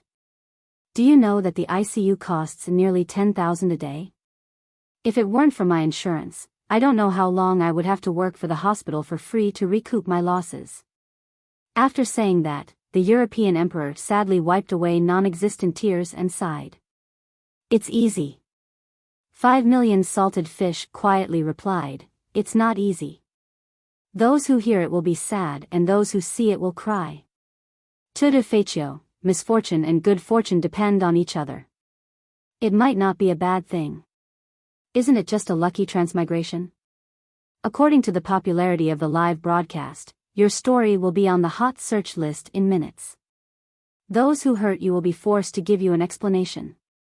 The European emperor was not a person who liked to be stubborn. Although he had suffered an unexpected misfortune, he would not give up his favorite job because of fear of choking. The salted fish were no longer jealous of the European emperor after hearing what happened to him. After all, this was what the European emperor deserved. This body belonged to the village's barefoot doctor. Whenever the villagers had a headache or fever, they would come to her. Therefore, there were many common herbs in the house, most of which were used to treat headaches and fever. The European emperor prescribed some medicine for Yan Lin's fever and asked the general to take it to the kitchen. The European emperor said, his wound should not be moved. Let him rest here for a while. Although the European emperor could only stay for 12 hours, this body belonged to the barefoot doctor. Minor illnesses could be treated. The general carefully brought the hot medicine to Yan Lin. He blew on it to cool it down and fed it to Yan Lin. Hearing the European emperor's suggestion, the general looked a little hesitant. The longer he stayed, the more likely his identity would be exposed. However, the military advisor's condition made it difficult for him to move. The European emperor knew who they were, so he wisely chose to keep quiet and did not ask any more questions. On the other side, Yan Lin dismissed the soldiers who were willing to leave. The soldiers exchanged the things he gave them for money and were ready to leave. However, they could not hide their whereabouts from Fu Wang's troops. They were soon caught and interrogated. Some of them refused to confess, but others were afraid of death. Faced with all kinds of torture devices in the cell, they were so scared that they almost wet their pants. "I'll tell you. I'll tell you. Don't kill me." Some of them couldn't help but confess. The others gave up to save their lives. Fu Wang then realized that Yan Lin had brought his men into the mountains to look for bamboo to make bamboo rafts to escape. The moment he got the news, he sent his troops to chase after them. In the middle of the night, they caught another group of soldiers who had escaped, but Yan Lin was not among them. Where did Yan Xiaoyang go? Fu Wang was not a good-tempered man. He chose to use violence to force them to talk. Heaven would reward those who waited. Finally, he found out the truth. Yan Lin was seriously ill, and the deputy general took him ashore to seek treatment. Yang Si was woken up by Fu Wang in the middle of the night. After listening to what he had to say, he analyzed, if that's the case, Yan Lin's condition must be so serious that his life is in danger. There are only small fishing villages in the nearby waters, and there are no decent medical centers, let alone doctors with superb medical skills. Do you mean Yan Lin is very likely to die of illness? Yang Si snorted.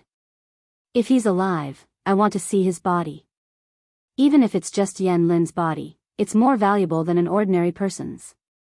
Fu Wang said, if that's the case, then I'll send someone to search the fishing villages. I'm sure we can find Yan Lin. Although the general was very cautious, he still left traces when he dragged the bamboo raft into the reeds. The soldiers followed the clues and located them.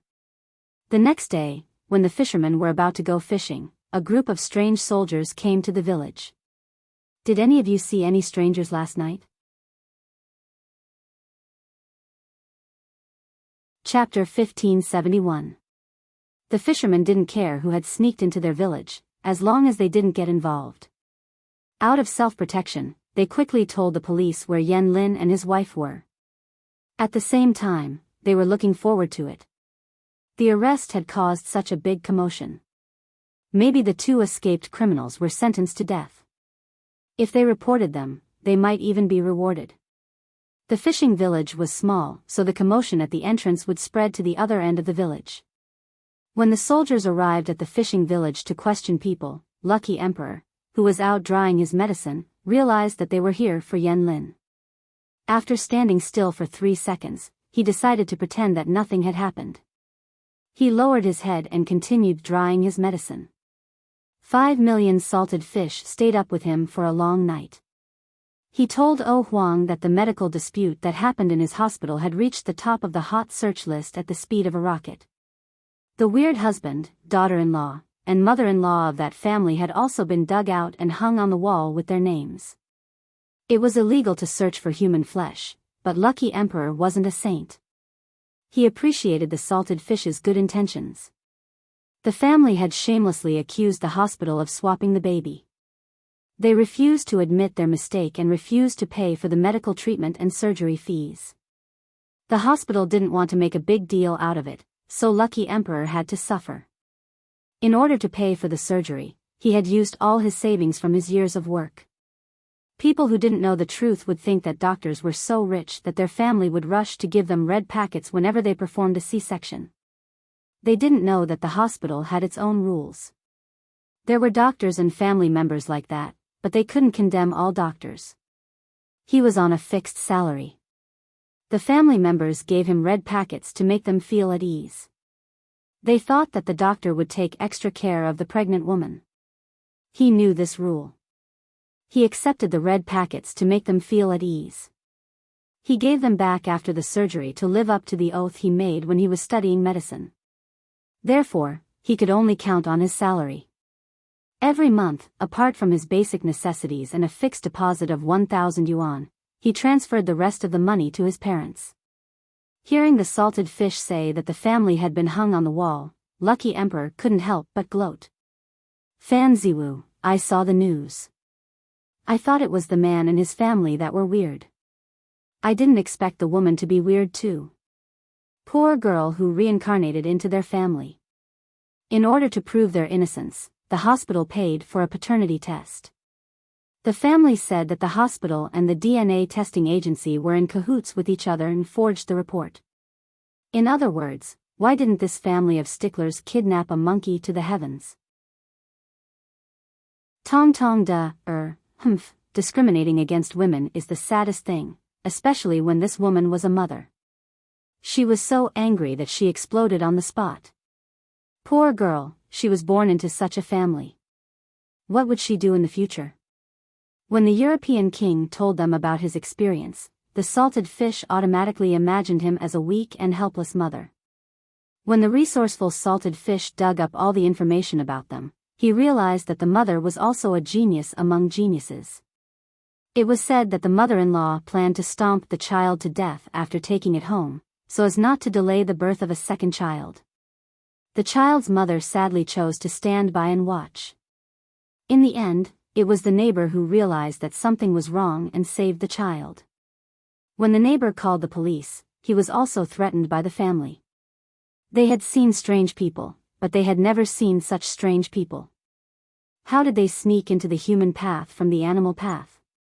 Today was the best day in Europe. He was humming a tune as he dried the medicine.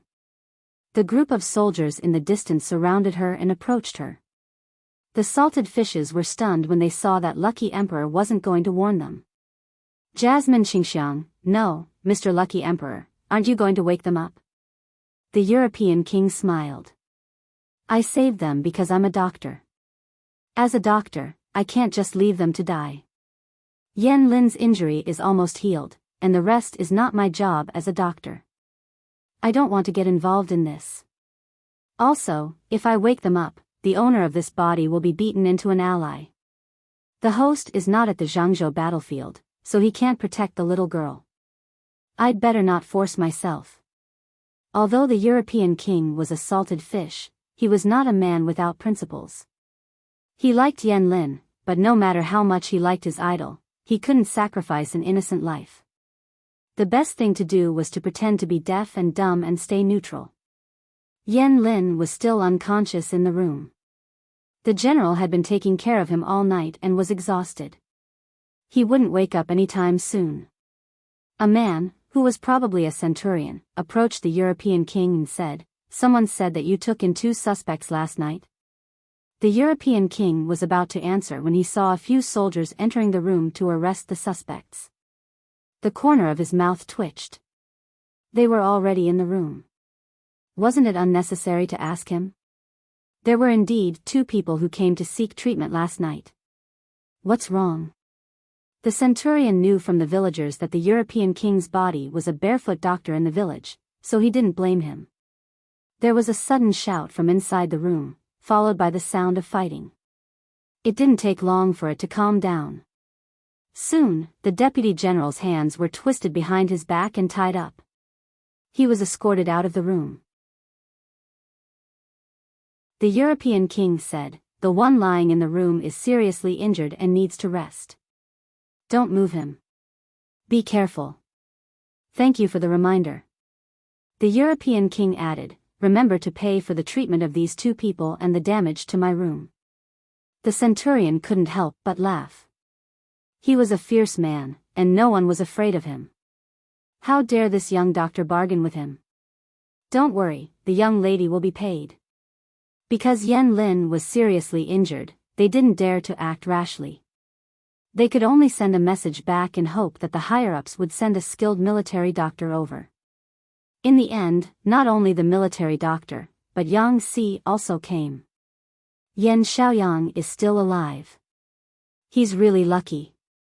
Yang Si sighed. After the examination, the military doctor told him that Yen Lin was still alive because of his luck, but most of the credit should go to the doctor. Judging from the residue in the room, Yen Lin's wound was very bad. His brain might have been burnt out. After the examination, the military doctor found that Yen Lin's body temperature was normal, and his breath was stable. The wound was in good condition, and the stitches were very neat. Most importantly, the stitches were much better than the ones used by the military doctor in the casualty camp. Yang Si couldn't help but look at the European king. The European king was stunned for a moment, but he didn't show any fear. Was he trying to see whose eyes were bigger? Yang Si looked away and whispered to a soldier. The soldier nodded and ran out. He came back after a while. That's strange. This young lady only knows how to treat simple headaches and fevers. How does she know how to do this? Yang Si was suspicious. The European king felt a chill down his spine. Was he going to expose himself? At this time, the centurion mentioned the consultation fee and the renovation of the room. Yang Si signaled to his attendant. The attendant took off the cloth bag hanging on his waist. This is the consultation fee. The life you saved is very important. It's worth it. Yang Si was a stingy man. The consultation fee he paid was actually the money that Yen Lin gave to the soldiers. There was a finely carved jade pendant, a jade piccolo, and a dozen solid gold balls that weighed about half a kilo. Yang Si walked up to the European king, put one hand on his shoulder, and lowered his head. Are you a mountain ghost too? The European king's body stiffened. Yang Si chuckled. In Salted Fish's words, the laughter was very sad. Chapter 1572. What did you say? I don't understand you. Lucky King tried to struggle, but Yang Si didn't say anything. He just smiled meaningfully. Don't smile like that. I'm scared. Lucky King couldn't help but cower. He was a law-abiding citizen of the new era, but Yang Si was a ruthless man who had killed countless people in this chaotic world. Yang Si smiled and asked Lucky King, is it fun to see mountain ghosts as cowards? Before Lucky King could answer, the 5 million viewers in the live broadcast room were the first to protest. What did he mean by the mountain ghosts as cowards? Didn't he know that mountain ghost was the nickname of the viewers?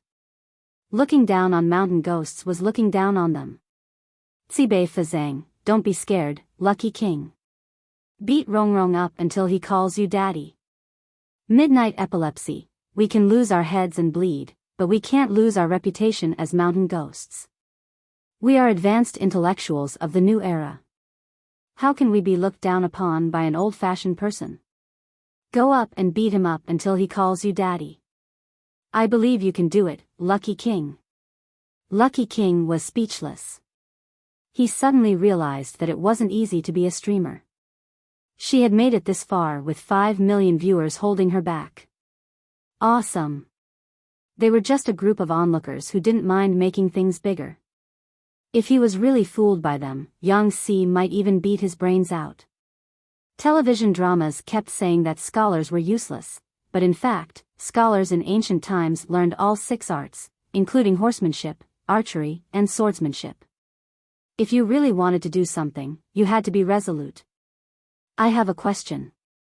Lucky King saw a few soldiers moving the unconscious Yan Lin onto a stretcher. He was glad that Yan Lin's fever had subsided in the second half of the night, and the general had already dressed him. Otherwise, it would have been embarrassing. What are you going to do with him? As for this, it still depends on my lord. If Yan Lin is willing to surrender, it will save us a lot of effort. Why do you ask?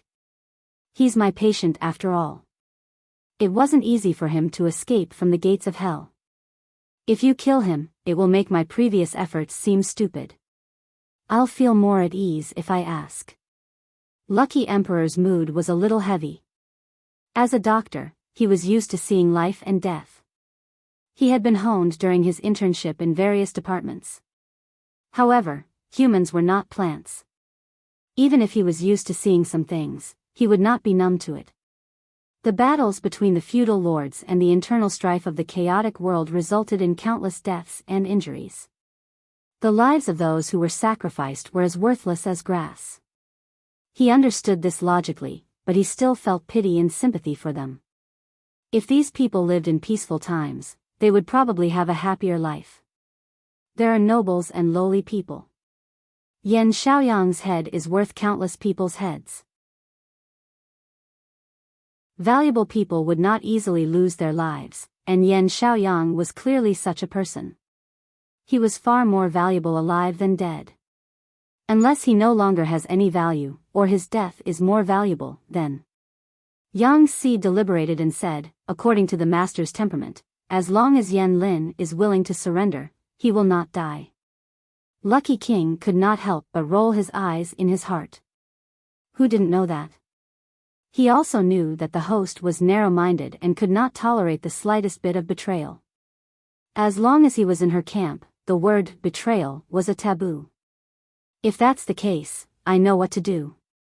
Seeing that the soldiers had taken Yan Lin away, Lucky King made up an excuse and said, "Someone disturbed my sleep last night and I couldn't sleep at all. If you don't have any other instructions, I'll go back to my room to rest. Forgive me for not seeing you out." Yang Si did not stop him. He secretly sent someone to keep an eye on Lucky King and report to him if there was anything unusual. According to the previous experience, the so-called mountain ghosts could not stay in the world for too long. After they left, the possessed people would not remember what they had done. Yang Si only needed to observe if there was any change in the person's temperament before and after being possessed by the mountain ghost, so he could tell if the person had left or not. Yang Si's mood was as bright as the spring flowers when he caught Yan Lin, the fish that escaped the net. However, the fish that escaped the net was not happy at all. Yan Lin woke up in the evening. As soon as he opened his eyes, he saw a strange beam on the roof. Instinctively, he wanted to jump up, but as soon as he tried, he found that his body was weak and he felt a sharp pain in his shoulder. Yan Lin lay back down weakly, panting slightly. His hands were clenched into fists by his sides. This was definitely not, his lips were pressed into a thin line, and his eyes were filled with complicated emotions. "Sir, you're awake?" At that moment, footsteps were heard from outside. A woman in a dark gray outfit with red trimmings came in with a medical kit. Even a prisoner gets this kind of treatment? Apart from Jiang Pengji, no other feudal lord in the world would use a female military doctor. Yan Lin was even more certain of his situation. Even a prisoner has the right to live until he is dealt with. My lord is not a bloodthirsty person. Moreover, you're different from ordinary people. You're very valuable. Of course, we need to take good care of you. The military doctor was good at talking, but Yan Lin thought that she was talking nonsense. What are you doing? Yan Lin saw that the military doctor was about to untie his belt. He frowned and raised his hand to stop her. "Sir, the wound on your shoulder needs to be taken care of. Wipe it regularly and get rid of the filth. Otherwise, it will fester and turn red again." The military doctor brushed his hand away and took off his shirt, revealing his shoulder. "You're a patient now. You should cooperate with the doctors.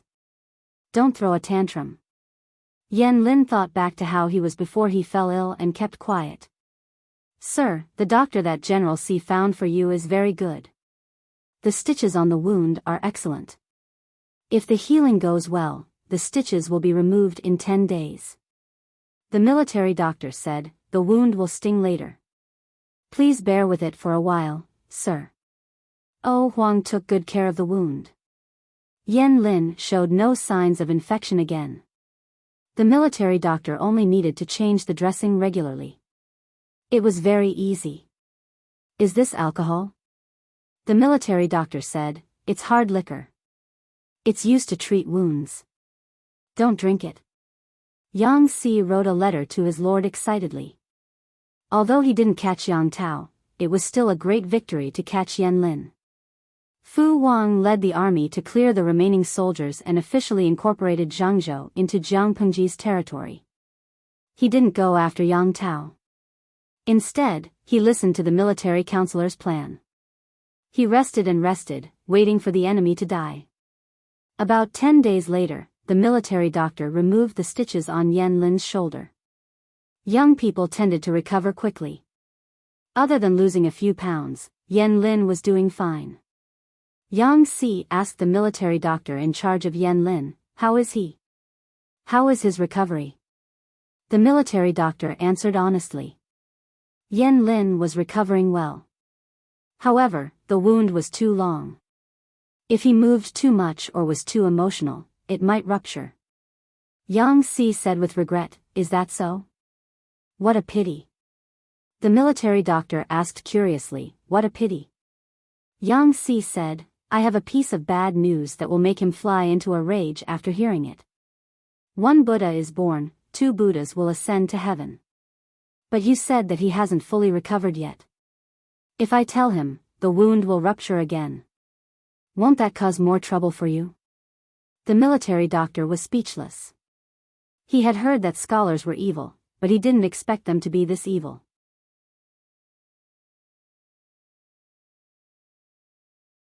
Chapter 1573. What news could Yang Si possibly have that could make Yan Lin so furious that he was about to fly into a rage? The doctor suppressed her curiosity and focused on her work. Every time she changed Yan Lin's bandages, she would show a strange expression.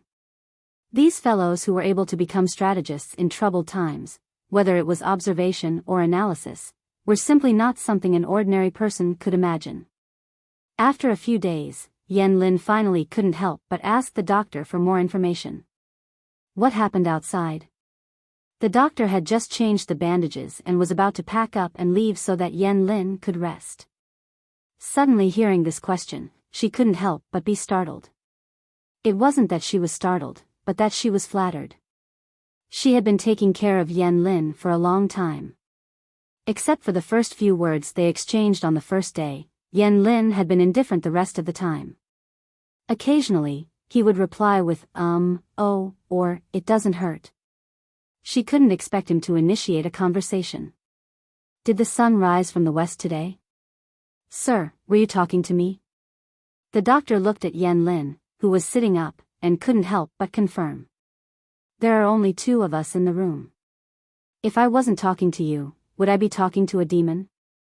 There was a hint of mockery in his words, but it didn't give off an offensive or rude feeling. The doctor asked, Sir, why do you ask?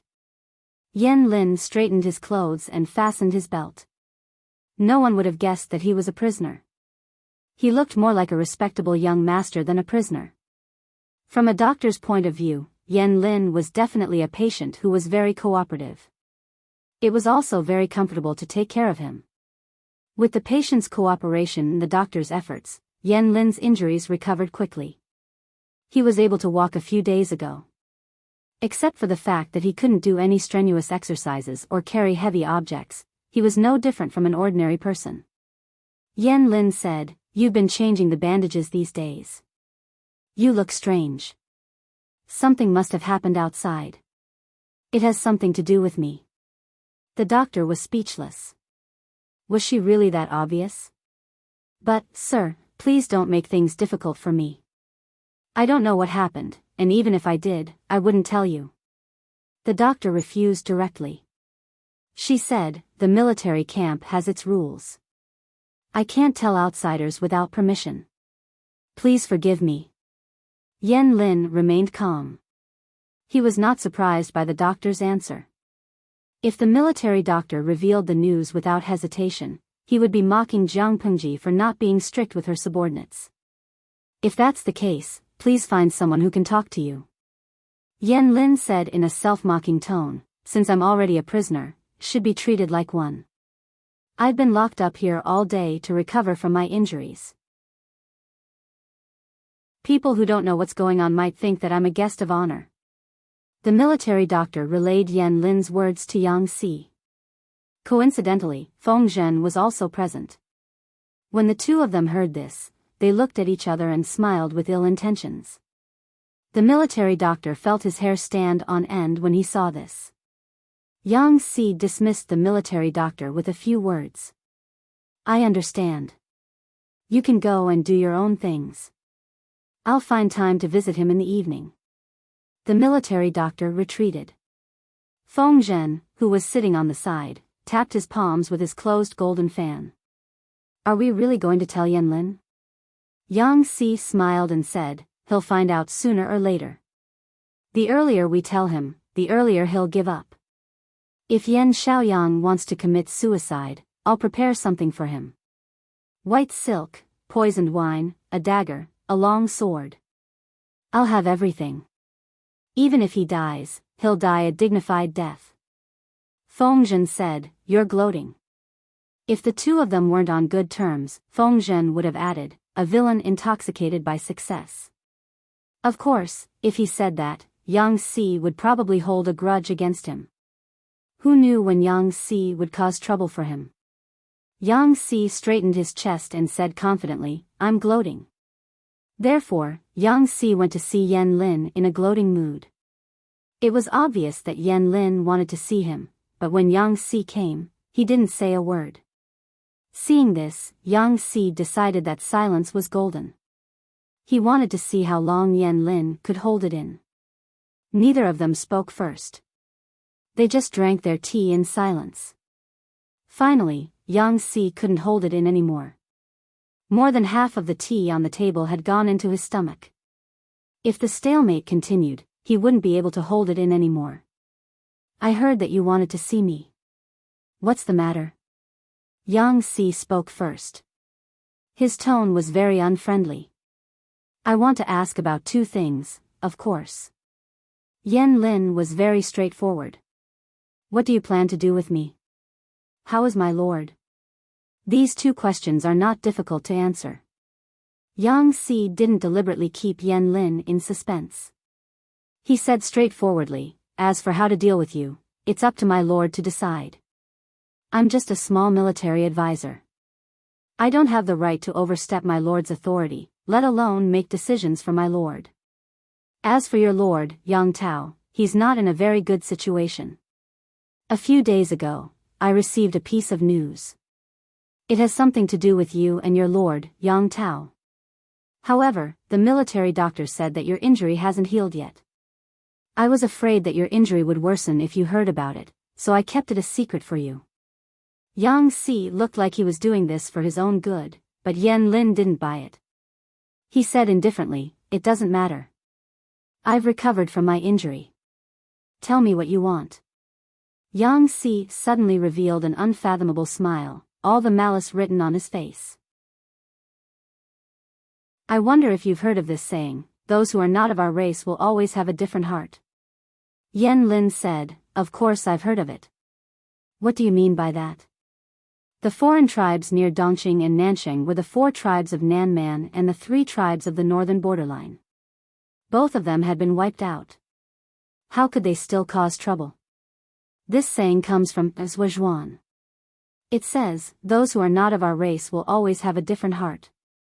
Although Chu is big, those who are not of our race will never be willing to be with us. This tribe is not a tribe of ethnic groups, but a clan. This saying can not only be used for clans and ethnic groups, but it can also be used for countries. Yang Si said with a smile. Yan Lin clenched his fists on his knees. He had a vague guess in his mind. And then? Yang Si said, Yang Tao was born in Dongqing. He treated the old officials of Dongqing very leniently. This has already made the gentry from Nanxing extremely dissatisfied. Now that the battle in Zhangzhou has failed, Yang Tao has lost more than 100,000 soldiers. Most of these soldiers, except for a few who were recruited from Zhangzhou, were brought from Nanxing. What will the gentry from Nanxing who sided with Yang Tao think after losing so many soldiers? The conflict between the two has become even more intense. If there is an external force at this time, Yang Tao will be in a very dangerous situation. Yan Lin's eyes turned cold. External force? Yang Si waved his hand and said, Don't look at me like that. My lord is an upright person. He would never do such despicable things. Yan Lin snorted. Even a ghost wouldn't believe Yang Si's words. However, Yan Lin also knew that Jiang Pengji couldn't have done this. And Shui. Yan Lin's heart skipped a beat. He spat out 2 cold words. Chapter 1574. What did Shui do? Yang Si grinned at Yan Lin. Every word he said was full of malice, like poison in his mouth. Yan Lin looked at Yang Si calmly and asked again, What did Shui do? Yang Si smiled. Take a guess. Yan Lin was speechless. If it weren't for the fact that he had yet to recover from his injuries and that he was a prisoner, and that there were more than 10 guards standing outside the door, he really wanted to cross the short table between the two of them and beat Yang Si up. But he didn't know that this was Yang Si's evil side. He knew that the others were as anxious as ants on a hot pan. The more he kept his cool, the more he had to keep them in suspense. Only when they ran out of patience would he give in. Except for the Lord, Jiang Pengji, all of Yang Si's colleagues had tried this trick. In Jiang Pengji's words, Yang Si was asking for trouble. He had the chance to build a good relationship with his colleagues, but he had to make enemies for himself. The 5 million salted fish gave him a nickname, Yang. Don't ask for trouble. See. Yan Lin's heart was in turmoil. His calm, dark eyes were filled with anger, but Yang Si didn't notice it at all. No wonder you brought so many people. You know your place. Yan Lin mocked him. I heard that Yan Lin of Zhangzhou is a man of both pen and sword. Even though he has been acting like a scholar in recent years, I have heard of his reputation when he was young. I dare not be careless. Yang Si winked mischievously. Yan Lin didn't think it was cute. He only thought it was disgusting. When Yan Lin was young, the situation in Dongqing deteriorated rapidly. Chaos broke out everywhere. Zhangzhou, which was controlled by the aristocrats, was no exception. Even though Yang Jian and his men had beaten the water bandits to the point that they didn't dare to show their faces, it didn't mean that the water bandits had completely disappeared. There were still many water bandits who raided homes and bullied the villagers. Yang Tao was young and envied the carefree life of the rangers. So he decided to take Yan Lin with him and explore the world. He was a righteous man who liked to stick his nose into things that weren't fair. Every time he did, he would be hunted down. At this point, most people would have thought that the two of them were just Yang Tao killing monsters to attract aggro, and Yan Lin killing them to gain experience. That wasn't true. In the years that they were rangers, most of the pirates were killed by Yan Lin. Yang Tao thought that the water bandits could turn over a new leaf by surrendering, but Yan Lin did not give them a chance to speak. In a group fight, Yan Lin could also fight well. His weapons were a pair of swords. It was said that the master blacksmiths of the present age had spent a great deal of effort to forge them. The sword in the left hand weighed 9 caddies, while the right one weighed 10 caddies. The two swords added together were much heavier than the weapons of ordinary warriors. It was very strenuous to carry them, not to mention using them to kill enemies. When Yang Si heard Fengzhen talk about this gossip, he couldn't believe it at all. Fengzhen said, "Believe it or not, it's up to you. Remember to bring more people with you when you provoke Yan Lin. Otherwise, I'll have to collect your corpse. Therefore, when Yang Si saw Yan Lin, his first reaction was to look at his face. His eyes moved from his shoulders to his arms to his hands to his chest. He was dressed in a scholarly robe, and his long hair was neatly combed and secured with a crown.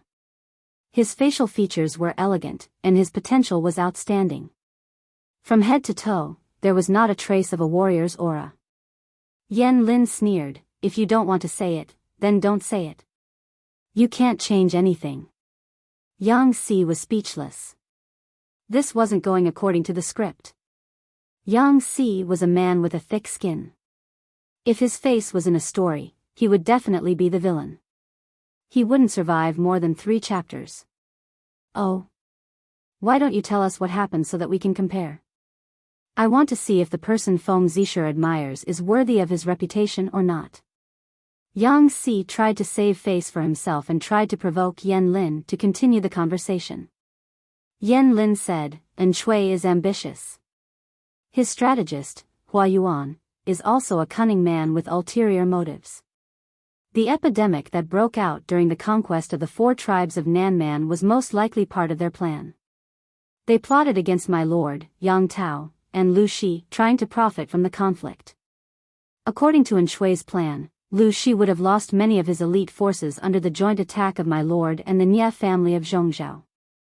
That way, he could hide in the back and take advantage of the situation to devour the 3 families. Who would have thought that Lu Shi would win in the end? How could Enchanting sit still? He must have made a move. How many people in the world were watching the 2 battlefields? No one could have imagined that the ending would be like this. Jiang Pengji's family defeated the Yang and Nye families. She still had some troops left. The Yang and Nye families were greatly weakened. Nye Liang died of illness at the front line. More than 200,000 elite troops died at Zhangjiang Pass. Yang Tao lost Zhangzhou because of a mistake and lost more than 100,000 troops. How could Enchanting sit still in the face of such a situation? If he allowed Jiang Pengji to devour Yang Tao, he would be the next one to die. To save himself, Enchanting could only change his original plan. He went from behind the scenes to the front and joined the battle. He could either join forces with Yang Tao or take over Yang Tao's territory and troops. If he joined forces with Yang Tao, Enchanting still needed to support Yang Tao's troops and supplies. Even if he won against Jiang Pengji, he would still have to fight with Yang Tao, who had recovered his strength. If he chose to devour Yang Tao, it was equivalent to nipping his future enemy in the bud. Both options had their pros and cons. On the whole, the benefits of the latter were greater than the former. Yang Tao was half dead now. He did not have many troops left. He was in dire need of supplies. The Nanxing aristocrats who had supported him had many complaints about him. What about Enchanting? After the crusade against the 4 factions of Nanman, Enchanting's power in Nanxing had multiplied. His reputation had also reached its peak. He was born into the aristocrats of Nanxing. His interests were closer to the local aristocrats. In terms of status, he had more political advantages than Yang Tao. According to Yan Lin's speculation, Enchanting had most likely sent people to persuade the aristocrats who disliked Yang Tao. He would promise them benefits to win them over to his side. The aristocrats also cared about benefits. Yang Tao could not bring them any benefits. It was natural for them to abandon Yang Tao. Yan Lin could totally imagine what would happen to Yang Tao when he returned to the city under Enchanting's plan. Enchanting took advantage of the moment when my army was defeated and the people's hearts were wavering. I'm not surprised at all. Yan Lin calmly analyzed the situation Yang Tao was facing. He did not expect Yang Si to still look at him as if he had guessed wrong. Not only that. They're making false accusations. Yan Lin's eyes widened in shock. He stared at Yang Si. What? Yang Si said, "How many aristocrats do you think Enchanting has instigated?" A small number? The news of Yang Tao's defeat had just spread. More than half of them had already switched sides. The remaining few were just watching silently. Yang Tao is not leading his army back to the Nanxing army. He's courting death. Crack. Yang Xi's sharp ears heard something. He looked down and was shocked to see that Yan Lin had crushed a teacup with his bare hands.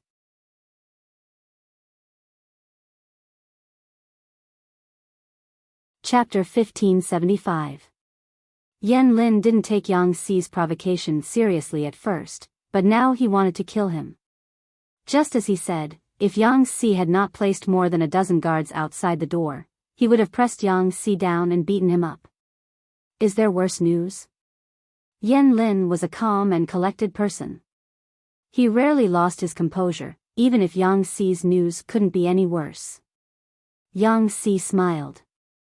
Of course there is. I'll tell you. You have to stay calm. Yan Lin was silent for a while. He had asked around about Jiang Pengji's subordinates. Yang Xi was one of Jiang Pengji's most important officials, so he naturally paid attention to him. He just wanted to catch the person who collected the information and give him a good scolding. The information was so inaccurate. In the information, Yang Xi was described as cunning, and unruly. He didn't care about trifles. Except for his poor family background, there was nothing wrong with him. Unfortunately, Yang Xi's reputation didn't live up to his reputation. It was hard to explain.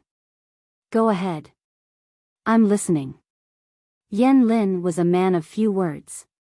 Yang Xi said, when the two armies fought, Yang Tao sent his wife and son away in advance. As soon as he started, Yan Lin almost lost his composure again. Hidden in his eyes, there seemed to be a storm brewing. When Yang Tao sent his troops to fight against our army, and Shui sent someone to persuade the Nanxing aristocrats.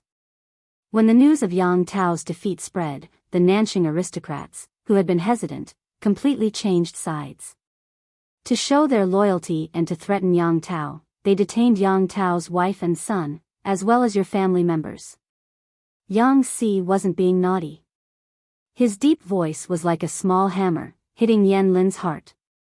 Yan Lin had already crushed the teacup. He had nothing else in his hands, so the table in front of him was damaged. Yang Xi saw with his own eyes that Yan Lin had crushed a corner of the table when he lost control. He suddenly thought of his lord's bronze table. Yan Lin and his lord had a tacit understanding when it came to abusing tables. However, Yan Lin was a normal person. The most he could do was abuse a wooden table. He couldn't break a bronze or iron table. He concluded that his lord was not human. I heard that Yang Tao is a righteous and hot-blooded man. His wife and children are in the enemy's hands and he is in a dilemma. What will he do? Yang Xi said calmly, will he abandon his wife and children, or will he surrender and wait for death? Yan Lin looked calm, but he was not. His emotions were like the ocean under a thunderstorm. The waves rolled and rolled, as if the world was about to be turned upside down. He knew his best friend very well. His wife, children, and younger sister were his lifelines. And Shui had really played a good hand. Yan Lin's chest heaved violently. He was so angry that his eyes were bloodshot. And Shui. How? Yan Lin had always looked down on Shui, and now he was so angry that he wanted to eat him alive. There's no point in holding a grudge against Shui now. You should take care of your health first. Seeing that Yan Lin was so angry, Yang Xi was ready to do a hula dance in his heart. He added fuel to the fire, where there's life, there's hope. And Shui was just a vile person who got what he wanted. My lord doesn't like him. Once she's done with him, and Shui will be next. Yan Lin's eyes were bloodshot. Yang Xi's heart skipped a beat. Humph. What a villain. Yan Lin said this while looking at Yang Xi. Anyone who wasn't deaf could tell that he was insulting both of them at the same time. And Shui was a vile person intoxicated by success, but wasn't this Yang Xi, who was adding fuel to the fire and didn't mind making things worse, the same? That's right. And Dushi won't be jumping around for long. Yang Xi didn't take it to heart. He didn't care if Yan Lin scolded him. He would have plenty of chances to get back at him when they worked together. Thinking of this, Yang Si became even more confident, and an enigmatic smile appeared on his lips. Of course, there was another way to describe this. The one who provoked him first was AB*TCH. Yang Si's actions would not have lasted more than 3 sentences in a serious story. Yen Lin was speechless. What kind of people did the rumored Duke of Lanting gather under her banner? The worst part was that he had lost to someone like this. Rest well here, Yang Si said. I got the news a few days ago. I wanted to tell you, but the doctor said that you haven't fully recovered yet. If you get angry or sad, your wound might rupture. For your own good, I delayed the news until today. Yen Lin's answer was, hee. Even if he didn't know that, hee was the same as buying a watch last year, a cold laugh was a good way to express his mood. Yang Si wasn't a good guy either. Yen Lin wasn't stupid. He didn't believe a word Yang Si said. Wait, Yen Lin stopped Yang Si, who was about to get up and leave. Yang Si turned to him and smiled. What else? Do you know where my wife and the others are being held? Yen Shuxian was Yang Tao's wife and Yen Lin's sister. Yang Rujia was Yang Tao's sister and Yen Lin's wife. To Yen Lin and Yang Tao, these 2 women were the most important family in the world. They couldn't let anything happen to them. Perhaps, the heroes of this chaotic world did not care about 1 or 2 women. Or perhaps, in their eyes, women were just accessories. Regardless of whether they were mothers, wives, or daughters, for the sake of the great cause, they were all sacrificial victims. Some people would kick their own children out of the carriage at a critical moment. Some people would kill their wives, concubines, and daughters just to motivate the dispirited soldiers. Some people even said that a man would never worry about not having a wife. As long as he was successful, he could choose any woman in the world. Who would want a wife? Most people accepted this reasoning, but not Yang Tao and Yen Lin. They were willing to get involved in this chaotic world to protect their families. If they sacrificed them for something else, wouldn't that be putting the cart before the horse? Yang Si said, why do you ask? You're a prisoner now. Even if you're strong, you can't do anything. You can't save them. Yen Lin said, if I know, I know. If I don't know, I don't know. Yo, how could a prisoner be so confident? Yang Si said, I don't know. Yen Lin looked down and said, there's something I need your help with. Yang Si thought he had heard wrong. Was Yen Lin asking for help? He looked at the sun outside and the guards who were ready for battle. He felt a little nervous. What is it? Yang Si didn't dare to agree immediately. Instead, he asked tentatively, why don't you tell me? Help me write a letter to the Lord. Tell him not to bow down to Enshui for the sake of the Lord's wife. Yang Si was speechless. Was Yen Lin an idiot? Yang Si was on Yang Tao's side. Why would he help him? Besides, if Yang Tao didn't care about his wife, children, sister, and nephew, those 4 people would be dead. Yang Si thought for a while and asked, tell me what you're going to do. I'll consider if I should help you. Yen Lin said, stall for time and wait for news. Yang Si was confused. What was the difference between telling him and not telling him?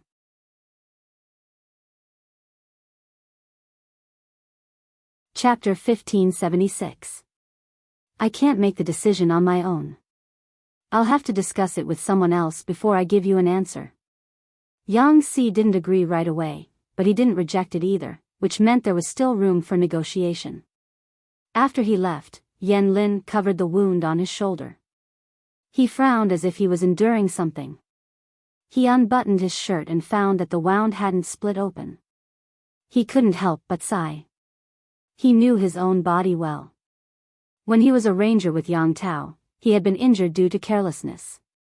It wasn't as serious as this time, and it took him more than 2 months to recover. This time, his injury was serious. He had almost died, but he was still able to come back. In less than 20 days, his wound was almost healed. During this time, his wound didn't fester, and he didn't fall into a coma due to high fever. His medical skills played an important role. When he heard that Jiang Pengji's female doctor sewed people up like clothes, he thought it was scary. But after experiencing it for himself, he felt that the rumors weren't entirely true. This method of treating hand injuries was indeed unique. Not to mention other things, it was much more effective in stopping the bleeding than normal methods.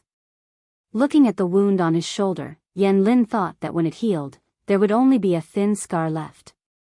Unlike Zheng Zai's scar, it was long and thick, as if a centipede was crawling on it. I wonder how Ruijia and Ruo Jia are doing, Yan Lin murmured his wife's name, his heart filled with worry. Yang Tao had sent them away in advance to protect them. Who would have thought that Shui would be so ruthless? The landowning households of Nanxing were also so supercilious and snobbish, betraying them and changing sides just like that. Not only was Yang Tao in danger, but the women and children in the backyard were also involved. Even though Yan Lin was wearing a meter-thick filter, he wasn't blindly cheering for Yang Tao. According to the current situation, Yang Tao had almost no chance of turning the tables. If he wasn't careful, he could die without a grave. And Shui was a despicable person, and Hua Yuan was a lunatic. Even if Yang Tao was willing to surrender for his wife and family, they wouldn't let him go. If Yang Tao gave up his military power, he might still have a chance. If he gave up his military power and submitted to Shui, there would be no turning back. In comparison, Jiang Pengji was much more reliable than Shui. She had never mistreated the widows and orphans of Su Pei and Su Fei, much less tormented them. Even Huang Song, who was at loggerheads with her, was still alive and kicking even though Huang Song didn't have much of a presence now. According to the information sent back by the previous spies, it seemed that someone had seen Huang Song, who was gradually growing horizontally, walking his bird and listening to music. Yan Lin didn't want Yang Tao to end up like Huang Song, but the most important thing right now was to keep Yang Tao and his family alive. Yan Lin would be able to answer to his late lord, Yang Jian, when he arrived at the Yellow Springs in the future. He would be able to live up to Yang Jian's expectations.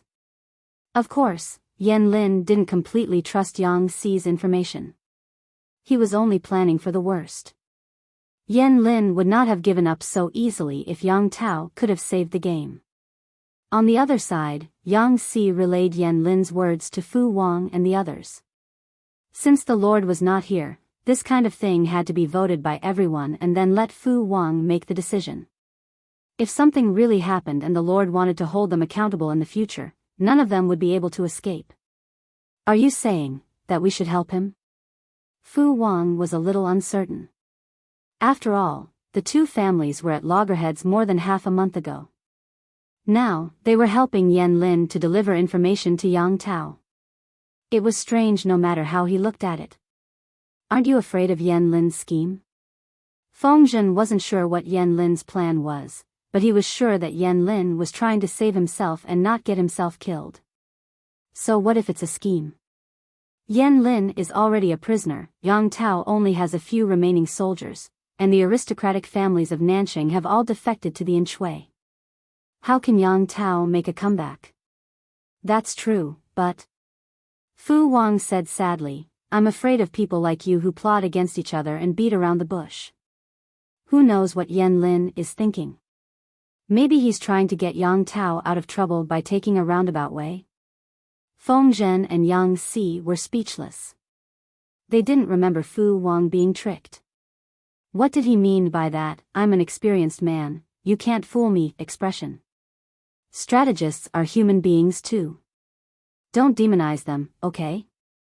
Li Yun, who had been silent for a long time, said, no matter how smart Yan Lin is, he's still a human being.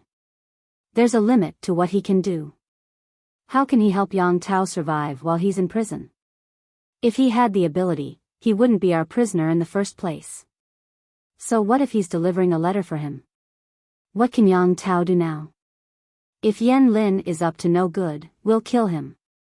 Fu Wang was a little hesitant, probably because he was traumatized by being tricked, but he couldn't resist the opinions of the crowd.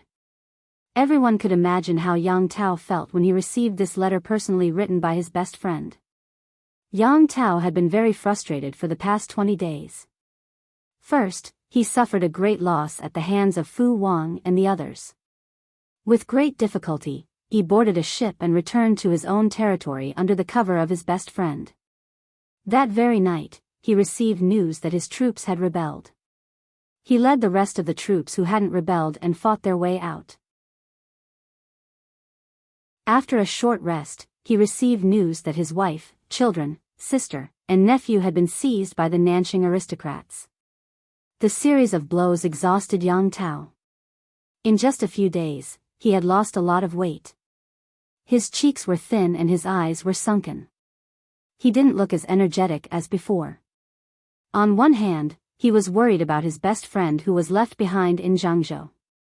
On the other hand, he was worried about his wife, children, and relatives who had fallen into the hands of the Nanjing rebels. Perhaps it was because he thought about them during the day and dreamed about them at night. In the middle of the night, he would dream about them being bathed in blood. "My lord, there's news." At this moment, Yang Tao was leading more than 20,000 soldiers to defend a certain pass. They used the terrain to their advantage and kept the enemy at bay. The rebels were aware of Yang Tao and the others' predicament. They knew that they lacked food and could not hold out for too long, so they decided to surround them without attacking to buy time. Yang Tao had just woken up from his nightmare when he heard Qian Su's voice. "What news?" Yang Tao was leaning against a big tree with both hands holding his weapon. He looked very alert and relaxed a little when he heard Qian Su's voice. Qian Su sounded a little hesitant. "Look at this handwriting. It's from Xiaoyang." Yang Tao understood why Qian Su was hesitating. According to Yan Lin's situation, he was either dead, captured, or in hiding. If he had the ability to send a letter in such a short time, the only explanation was that Yan Lin had been captured or had surrendered to the enemy.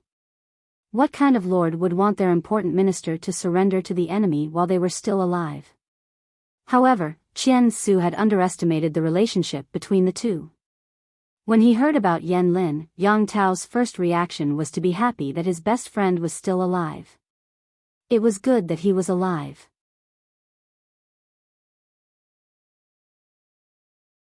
Chapter 1577. The handwriting was clear and straight like bamboo. Yang Tao couldn't be more familiar with it. It was Xiaoyang's handwriting. Xiaoyang is still alive. The smile on Yang Tao's face froze halfway when he saw the words written on it.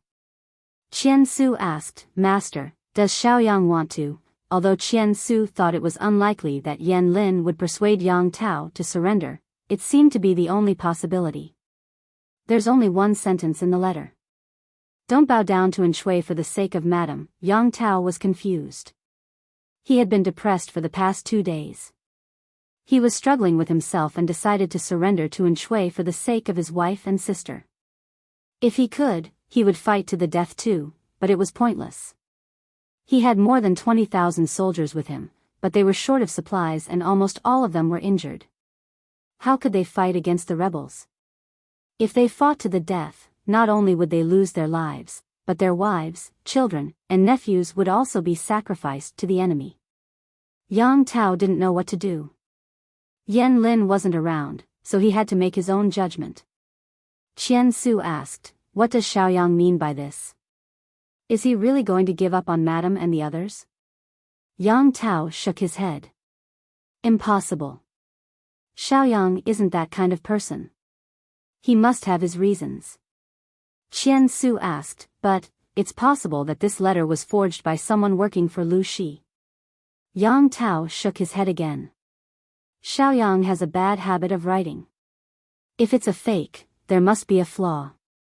Xiaoyang's handwriting could be a fake, but it's a habit.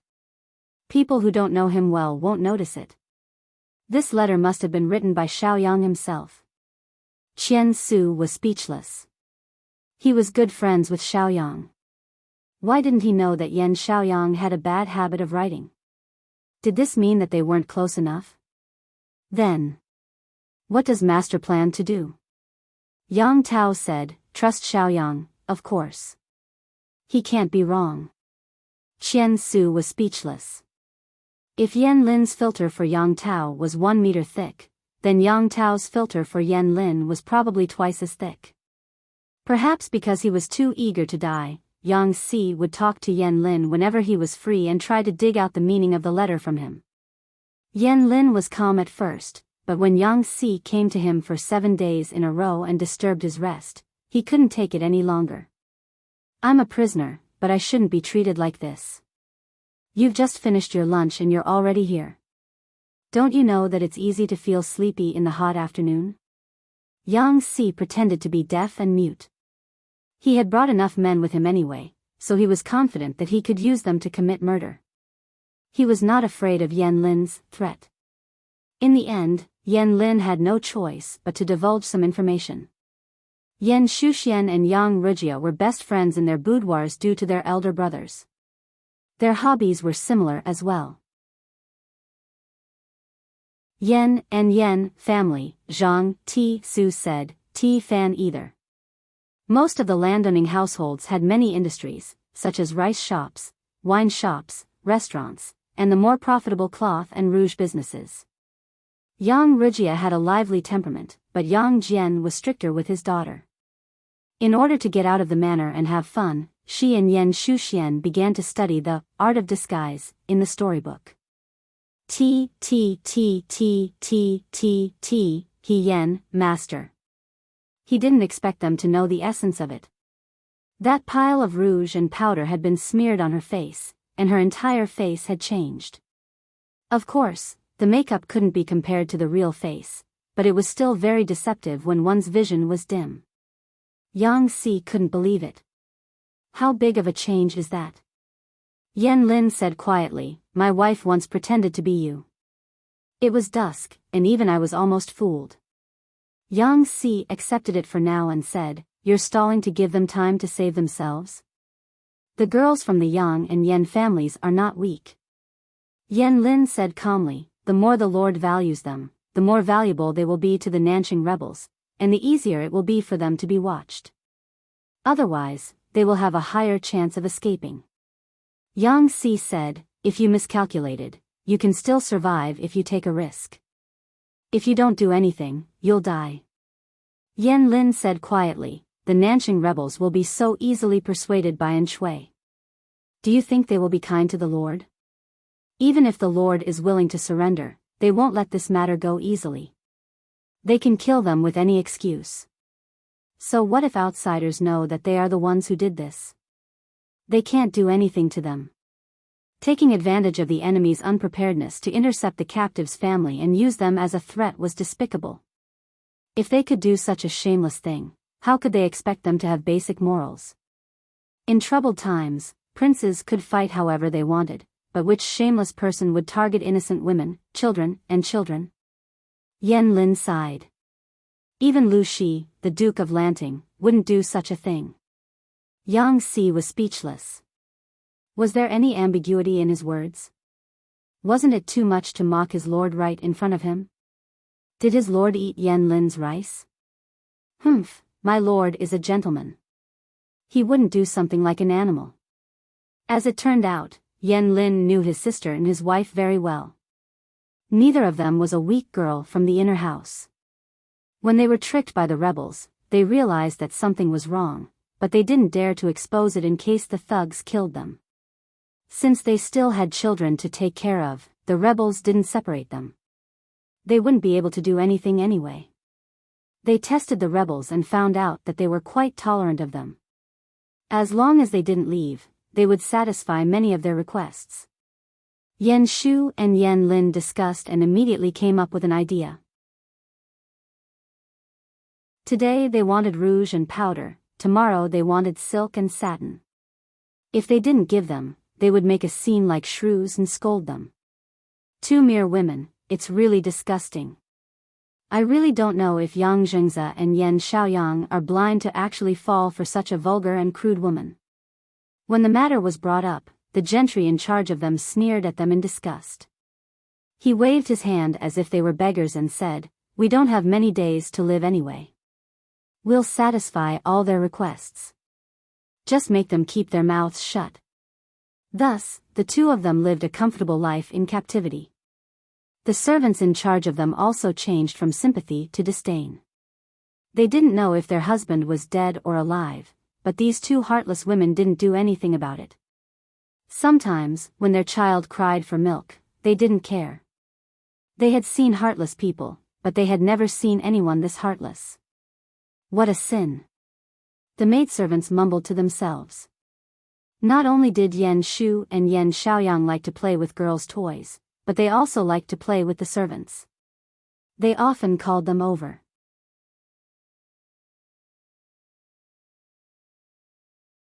Chapter 1578. Because they had been tortured too much, these female servants treated Yan Shuxian and Yan Shuxian as if they were eyes and noses. However, their superiors wanted to satisfy all their needs, so they could only pinch their noses and endure. However, they cursed viciously in their hearts and hoped that the two would die early. If those two little bitches weren't lucky and married well, how could they be so arrogant? Several female servants gathered in a corner to drink yellow soup. After 2 bowls, their faces turned red and they began to talk nonsense. How to make a group of women of different ages unite? Of course, it was to complain about the same target of hatred. These female servants often schemed against each other for a little reward or a chance to show their faces in front of their masters. You don't like me, I don't like you. It was common for them to gossip behind each other's backs and smear each other's names. Of course, they didn't dare to put these things out in the open. Otherwise, if they made their masters unhappy, they would be sold out of the mansion. Recently, they had enough of Yan Shuxian and Yang Rujia's persecution and temporarily united the front. The targets of their private complaints, and curses were changed to these two people. The female servants who didn't have a good relationship with each other could gather together to gossip. Humph, they can't be arrogant for long. They are both blind and stupid. A rather mean-looking servant girl said, "At this time, we don't even know if the man in the family is alive or dead, but they still have the mood to put on makeup every day. When their men are really gone, their lives will come to an end. Let them be arrogant, sooner or later, they will cry." The other female servant was white and chubby. She looked very kind, but in fact, she was a gossipy woman who liked to sow discord. I pity those 2 babies. They cry every day until their voices are hoarse. Others feel sorry for them, but the 2 mothers don't care. They are a piece of flesh from their bodies. How heartless. How long has it been, but the babies are as thin as beggars. Everyone gathered together and said that Yan Shuxian and Yan Shuxian were heartless. They didn't care about their husband and son and only knew how to eat, drink, and have fun. Little did they know that their husbands were gone. Their status and the sky had collapsed. Their son was gone, and their hope in this lifetime was gone. Even an illiterate person would know these principles, but those 2 don't. Sigh, children raised in wealth may not necessarily be good. Everyone agreed with this statement. Yan Shu and Xian looked at the well-read aristocratic ladies of the aristocratic families. Unfortunately, they didn't know as much as the few of them who were illiterate. Vaguely, they felt a sense of superiority over the noblewomen of the gentry clans. As they spoke, they even made up a plausible rumor. For example, Yan Shu and Xian were so cold to their children's husband. It was most likely that they already had a man in their heart. They might even have a few gigolos. Taking a step further, it was possible that their children were not their husband's children. After they had said enough and satisfied their addiction to gossip, they reluctantly dispersed. The next day, everyone received a piece of good news that made them rejoice in other people's misfortune. At the same time, it was also the irrefutable evidence of Yan Shu and Xian's indiscretions. Yan Shu and Xian's husband, the feudal Lord Yang Tao, had been forced into a desperate situation by the rebel army. He would rather his wife and children die than surrender. When these maidservants heard this news, they were overjoyed. However, they showed some sympathy on their faces. They also treated Yan Shu and Xian with much neglect. The situation was already over. How long could these two abandoned women jump around? In any case, they didn't have long to live. Yan Shu and Xian discovered that the maidservants, who used to keep an eye on them, were slacking off more and more. With such a drastic change in attitude, they guessed that something had happened on Yang Tao's side. In order to get back at them, the maidservants deliberately revealed the news that Yang Tao had abandoned them. They were gloating and prepared to watch a good show. Just as they expected, these two short-sighted crazy women made a scene and even hit them. Crazy woman. These maidservants had always been proud of serving the aristocratic families. When had they ever seen such wild women? Shu Roa, it's about time, right? Yang Rugia put away her expression and looked at her son, who had lost a lot of weight. The originally fair and chubby boy now looked very pitiful. However, there was nothing they could do about it. After the two children were born, they had been pampered and often cried willfully. She and Yan Shu's plan couldn't go wrong, so they could only harden their hearts and let the two children starve to change their habit of crying. At the same time, it was also to make the maidservants who monitored them relax their vigilance. So far, it seemed that this plan was very effective. The maidservants hated them and also degraded them to dust. They didn't think of their escape plan at all. Why did Yan Shu and Xian torture the maidservants so much? Wasn't it because they wanted to remember their appearance, figure, words and deeds, as well as the scope of their activities and work, so that they could borrow a suitable identity to escape with their children? To ensure that the plan went smoothly, they had considered all the details and were only waiting for the right time to take action. It's about time. We'll find a chance to leave tomorrow and the day after. If we continue to delay, it will be disadvantageous for us. The worse the maidservants treated them, the more they courted death, and their tempers became worse and worse. On the third day, the two officially took action. In order not to arouse suspicion, as soon as Yan Shu and Xian made the plan, they appointed several maidservants to deliver food, and the two targets they had set their eyes on were mixed in. On the day of the action, the two asked their targets to deliver food, and they took the opportunity to knock them unconscious, tie them up, and suffocate them. In order to be in a hurry, Ang Rugia had already put on makeup and disguised clothes. She tried her best to approach the target in terms of figure and height. Because the target maidservant was very fat, she tied her son to her belly. It didn't take long for them to be almost done. Yan Shu disguised herself as a somewhat thin but broad-boned woman, which was more convenient for her to disguise. Her son was hidden in the open food box.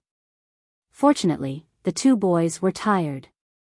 According to their previous experience, they wouldn't wake up for at least 2 to 4 hours, so they didn't worry. They both knew some vocal skills and could imitate people's voices 90% similar. The two imitated their usual unreasonable behavior in the room. They threw, hit, cried, and scolded, as if they were singing a two-man show. Not long after, the two maidservants were driven out with their faces covered in dirt. The thin woman cursed sharply in a low voice, "Little bitch, when all the men are dead, let's see how arrogant you can be." The fat woman covered her face with her hands, feeling sad. At this time, the sky was already dark. The two were beaten and scolded while delivering food. The maidservant gloated and felt a little sympathy. Alas, I've never seen such shrews. They're a disgrace to our ancestors. They're angry. You guys should be smart. Don't get close to them and ask for a beating. The fat woman said, they don't even eat. They sent back all the good dishes. I guess they'll be called again in the middle of the night. The maidservant said, then let them starve.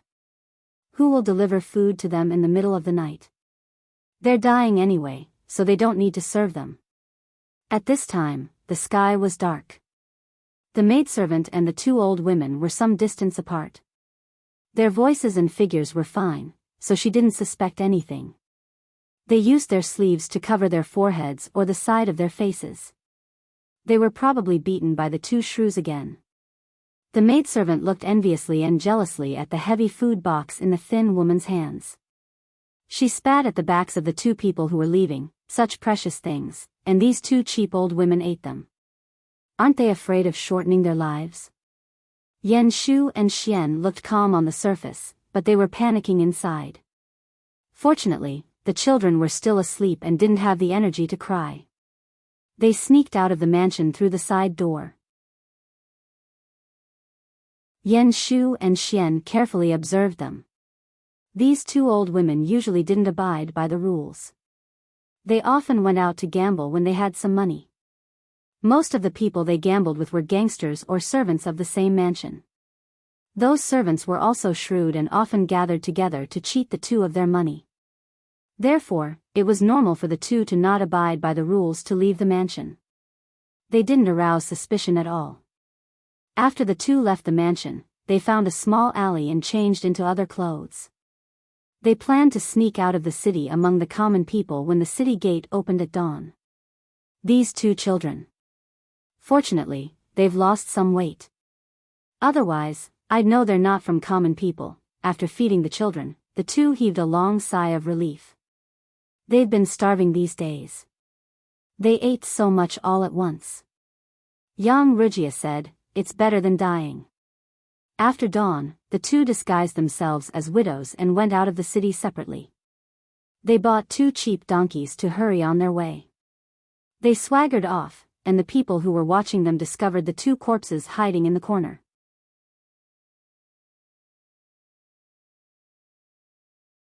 Chapter 1579.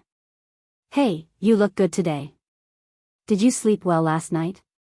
Early in the morning, the maid who got up early was about to come over to take over. Seeing that her companion looked good, she couldn't help but ask. I was free last night, so I secretly slept in. The maid who was on duty last night yawned. She still looked tired, but she looked good. It was obvious that she had slept well last night. Hey. That's strange. Those two crazy women didn't make trouble in the middle of the night? Why didn't I come at such a good time? The maid who was on duty was very surprised. She was on duty last night, but the crazy woman wanted to eat and drink every now and then. She even wanted them to empty the night buckets, so she couldn't sleep all night. The maid's yawn froze and she said suspiciously, "Yes, why didn't the crazy woman make trouble? Did something happen?" Another maid said harshly, "In my opinion, it would be better if these two scourges were dead." Although they said so, they still went into the room and took a look. They didn't even bother to inform the others, which showed how disdainful they were. They walked around and found no one in the room. They didn't even hear the crying of a baby. They searched the room inside and outside, and the more they looked, the more anxious they became. Suddenly, a hurried and frightened voice came into their ears. They followed the voice and saw a maid falling to the ground in panic. What happened? The maid pointed at the box in the corner with trembling fingers and stammered, dead people. Two bodies, one fat and one thin, were broken, tied and stuffed into a narrow box. Their hands and feet were twisted at a strange angle, and their twisted cheeks were facing the crowd. Although the two corpses were bruised, bleeding from their 7 orifices, and their eyeballs were almost popping out of their eye frames, everyone could still recognize them. Were they not the two old maids who had delivered food to the crazy woman last night and then sneaked out to fool around? No, it's impossible. The maid who was on duty last night said in panic, "Impossible. I saw them go out with the food box with my own eyes yesterday." The two cleaning maids said a lot to her. Their voices were normal, their figures were normal, and their appearances were normal. They couldn't be dead. Besides, they hadn't come back after they went out. How could they have died in the house? This news quickly reached the ears of the people in charge. However, they didn't say that Yan Shuxian and Xiao Luo had escaped. Instead, they made up a terrifying story about a malicious ghost killing and eating people. With the maidservants on night duty as witnesses, Yan Shu and Xian did not leave the room at all. Instead, It was the old woman who delivered the meal who was beaten to the point of cleaning the room that left and did not return for the whole night. The next day, their corpses were found stuffed into a small box. Nonsense. How could there be spirits and ghosts in this world? Not to mention that it's a ghost that kills people. With Yan Shuxian and the others missing, the person in charge was anxious and angry. Even if Yang Tao did not care about the lives of his wife, children, and sisters, and they were not as important as before, they could still be used as sacrifices for the war. If they killed Yang Tao and Yan Lin's wife and children as a sacrifice to the flag, it would definitely boost the morale of the army and dampen the morale of the enemy. These fools had so many eyes and so many checkpoints, yet they couldn't even keep an eye on the old, weak, women, and children. All of you are trash. Why can't you even look after 2 women and 2 children? The person in charge called the servants and maidservants who were on night duty last night to interrogate them, but the result was unexpected. They all said in unison that they did not see Yan Shuxian and the others, but they saw 2 old women who were cleaning the room go out with their own eyes. The person in charge also hesitated and asked, "Are you sure that the 2 old women went out?" "Yes, it's them. Their voices and appearances are all right." The servant who guarded the door nodded vigorously, "It must be them." Seeing that the servants were so sure, the person in charge was not so sure anymore. Instead, he felt creeped out. It was not that he did not suspect that the 2 old women who were cleaning the room were Yan Shuxian and the little girl, but they were all noble ladies of aristocratic families.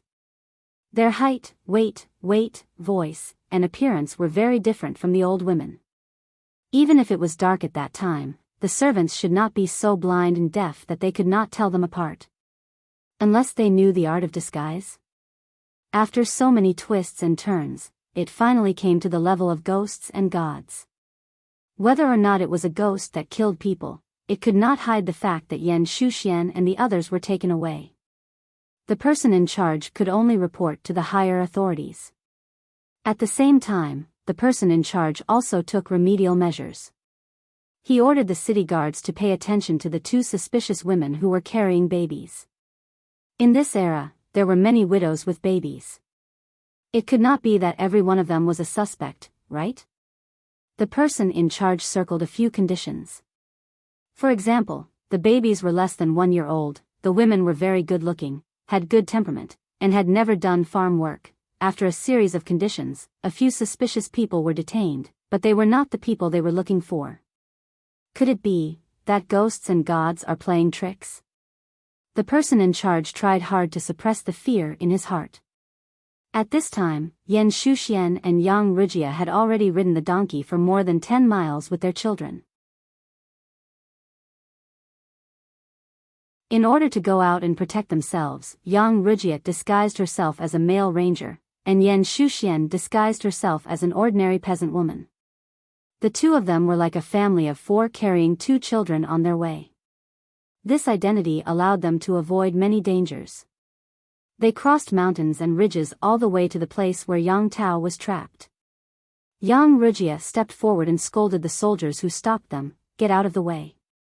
The mistress and young master are both here. Who allowed you to be so presumptuous?" The soldiers were stunned.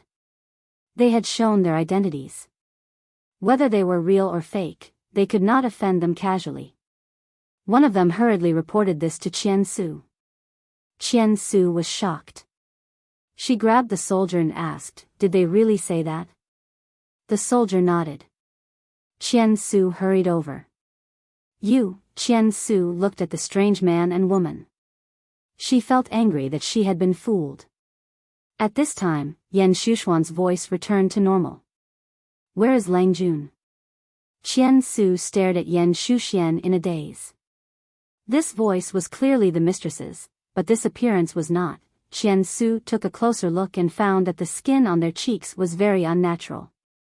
If she looked at them for too long, she would think that they were wearing a layer of fake skin. When the 2 of them took off their disguises, Qian Su's expression completely froze. Yan Shuxian said apologetically, "I had to disguise myself like this for the safety of the mother and child." They briefly told Xian Su how they escaped. Xian Su was impressed. At the same time, he was also shocked by Yan Lin's accurate calculation. Yan Lin dared to plot anything, Yang Tao dared to believe anything, and their wives dared to do anything. He couldn't understand the operation of these two families. After almost a month, Yang Tao almost cried when he saw his wife and sister again. Even though he didn't see it with his own eyes, he could imagine how dangerous it was for them to escape. If they were not careful, they would have been smashed to pieces. Now that his family was safe, Yang Tao had no more worries. It was time to think about what to do next. If they fought, it would be like throwing eggs at a rock. They would lose the remaining 20,000 soldiers for nothing. If they surrendered, that was impossible. Otherwise, Yang Tao wouldn't have chosen Yan Lin's suggestion to let his wife take the risk to escape. Who to surrender was a difficult thing to learn. Not only could they save their lives, but they also had to protect Xiaoyang. They couldn't let their soldiers die in vain, and they couldn't let the rebels of Nanqing benefit.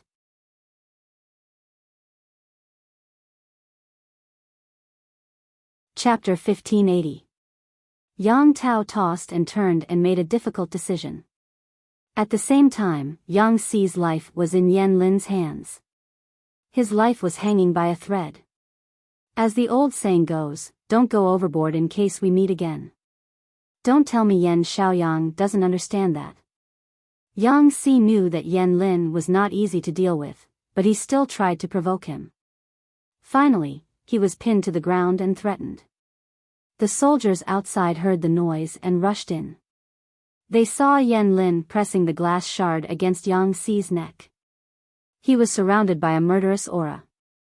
The guards knew that Yan Lin was good at martial arts, so they didn't dare to act rashly. For a moment, the two sides were in a stalemate. Yang Xi still dared to provoke Yan Xiaoyang. Lang Jun of Xiaoyang, please hold your hands steady. If this shard cuts my fragile neck and something bad happens, it won't end well. Compared to the guards, Yang Xi was not worried at all. Instead, he waved his hand at the guards, signaling them to leave. You really have no eyes. Can't you see that I'm joking around with Lang Jun of Xiaoyang? What are you doing in here? Yan Lin's breathing was heavy and rapid. His fingers were pale from holding the shard too hard. His wrists were trembling. He had never seen someone as disgusting as Yang Xi. He was disgusting to the extreme. Yan Lin was a good-tempered man, but he had his bottom line, Yang Tao, his wife, and his sister. Yang Xi had crossed the line, which was why Yan Lin was so angry. Yang Jingrong. Yan Lin didn't put the shard back. His eyes were still filled with murderous intent. I'm here. I'm not deaf. Keep your voice down. It's not good if the guards outside come in and hurt you. Yang Xi was still smiling, as if he wasn't the one being pinned to the table. I didn't say anything. Why are you so angry? Yan Lin was so angry that he laughed. Are you so sure that my lord will surrender to Lu Shi? Yan Lin knew that Yang Tao was likely to surrender, but that didn't mean that he would submit. The feudal vassals, who were once on an equal footing, had now become the enemy's dogs. Not to mention whether Jiang Pengji dared to use Yang Tao. Even if she dared to use him, Yang Tao might not be willing. Even if Yang Tao was willing, could they stop outsiders from gossiping? Didn't they know that gossip was a fearful thing? Why did Huang Song stay at home? Most of it was due to political reasons. Huang Song was idle at home, and his former officials no longer had a leader, so the probability of them being disloyal was low. Another reason was self-esteem. In any case, he used to be a feudal lord who wielded great power. Once he lost his power, he was reduced to calling himself a colleague with his old courtiers. The disparity was too great. Even if Yang Tao was open-minded, wouldn't he have a change of heart after hearing too much gossip from others? Rather than letting Yang Tao submit to Jiang Pengji and stay in a position that was neither high nor low for the rest of his life, he would be hurt by the rumors and slanders of the outside world at all times. It was better to completely sever all ties. Regardless of Jiang Pengji's achievements in the future, she had to give Yang Tao the glory and reputation she deserved in order to appease the old officials under Yang Tao. Why did he have to do such a thankless task and end up being suspected and depressed by others? Yang Si grinned and said fearlessly, "To this day, apart from my master, no one can protect the lives of Yang Tao and his family. You are also a smart person. How could you not see through the trick in this? If Yang Tao had the guts to sacrifice everything in his family, you wouldn't have sent that letter. Since he didn't have the determination to give up everything, isn't it natural for Yang Tao to submit to my master?" Yan Lin said, "You said you submitted. Submitting is submitting, and submitting is submitting. They are two different things." Yan Lin could be Jiang Pengji's official, so could Qian Su, but not Yang Tao. Yang Si couldn't help but say, "Are you so angry just because of these two words?" He had almost lost his life. Yan Lin put away the glass shard, but his expression was still gloomy. Yang Si took the opportunity to get up from the table. He couldn't help but touch his neck to make sure there were no scratches. "But really, Yan Xiaoyang, I'm going to be honest with you. Do you really think that Huang Song is good enough?" Although Yang Si was a troublemaker, his admiration for Yan Lin was genuine. He wasn't familiar with Yang Tao, but from the information he gathered, he found him to be a likable person. His lord had lost a lot of energy to resist the attacks from the Nia and Yang families. If he could make use of Yang Tao, he might be able to recruit a group of talented people. At the same time, he could alleviate the shortcomings of the generals. It was killing many birds with one stone. Of course, Yang Si had his own reasons for making Yang Tao submit, because it could push his lord's reputation to the top. If the news got out, the whole world would know that Jiang Pengji had forgiven her former enemies and given them important responsibilities. How bold was that? Of course, the idea was not a spur-of-the-moment idea.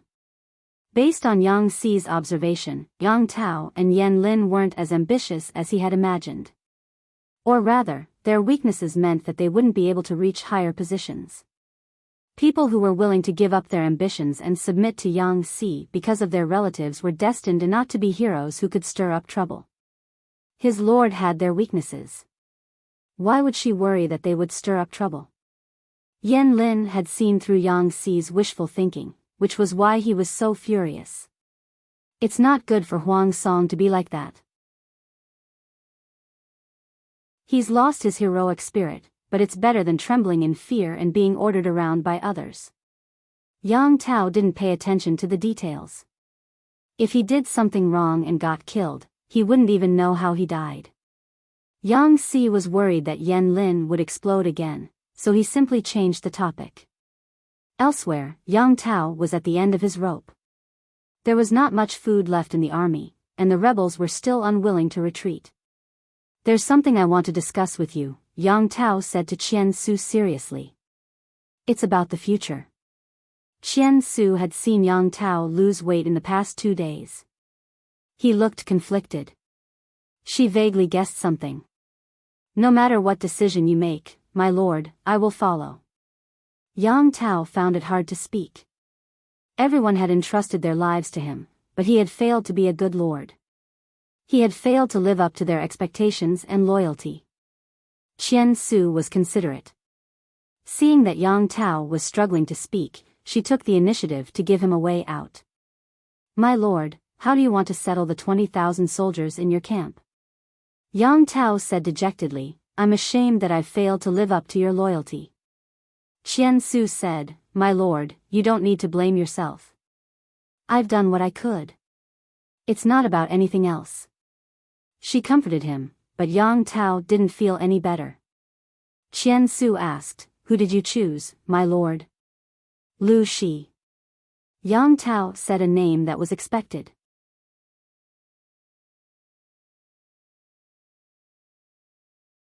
Chapter 1581.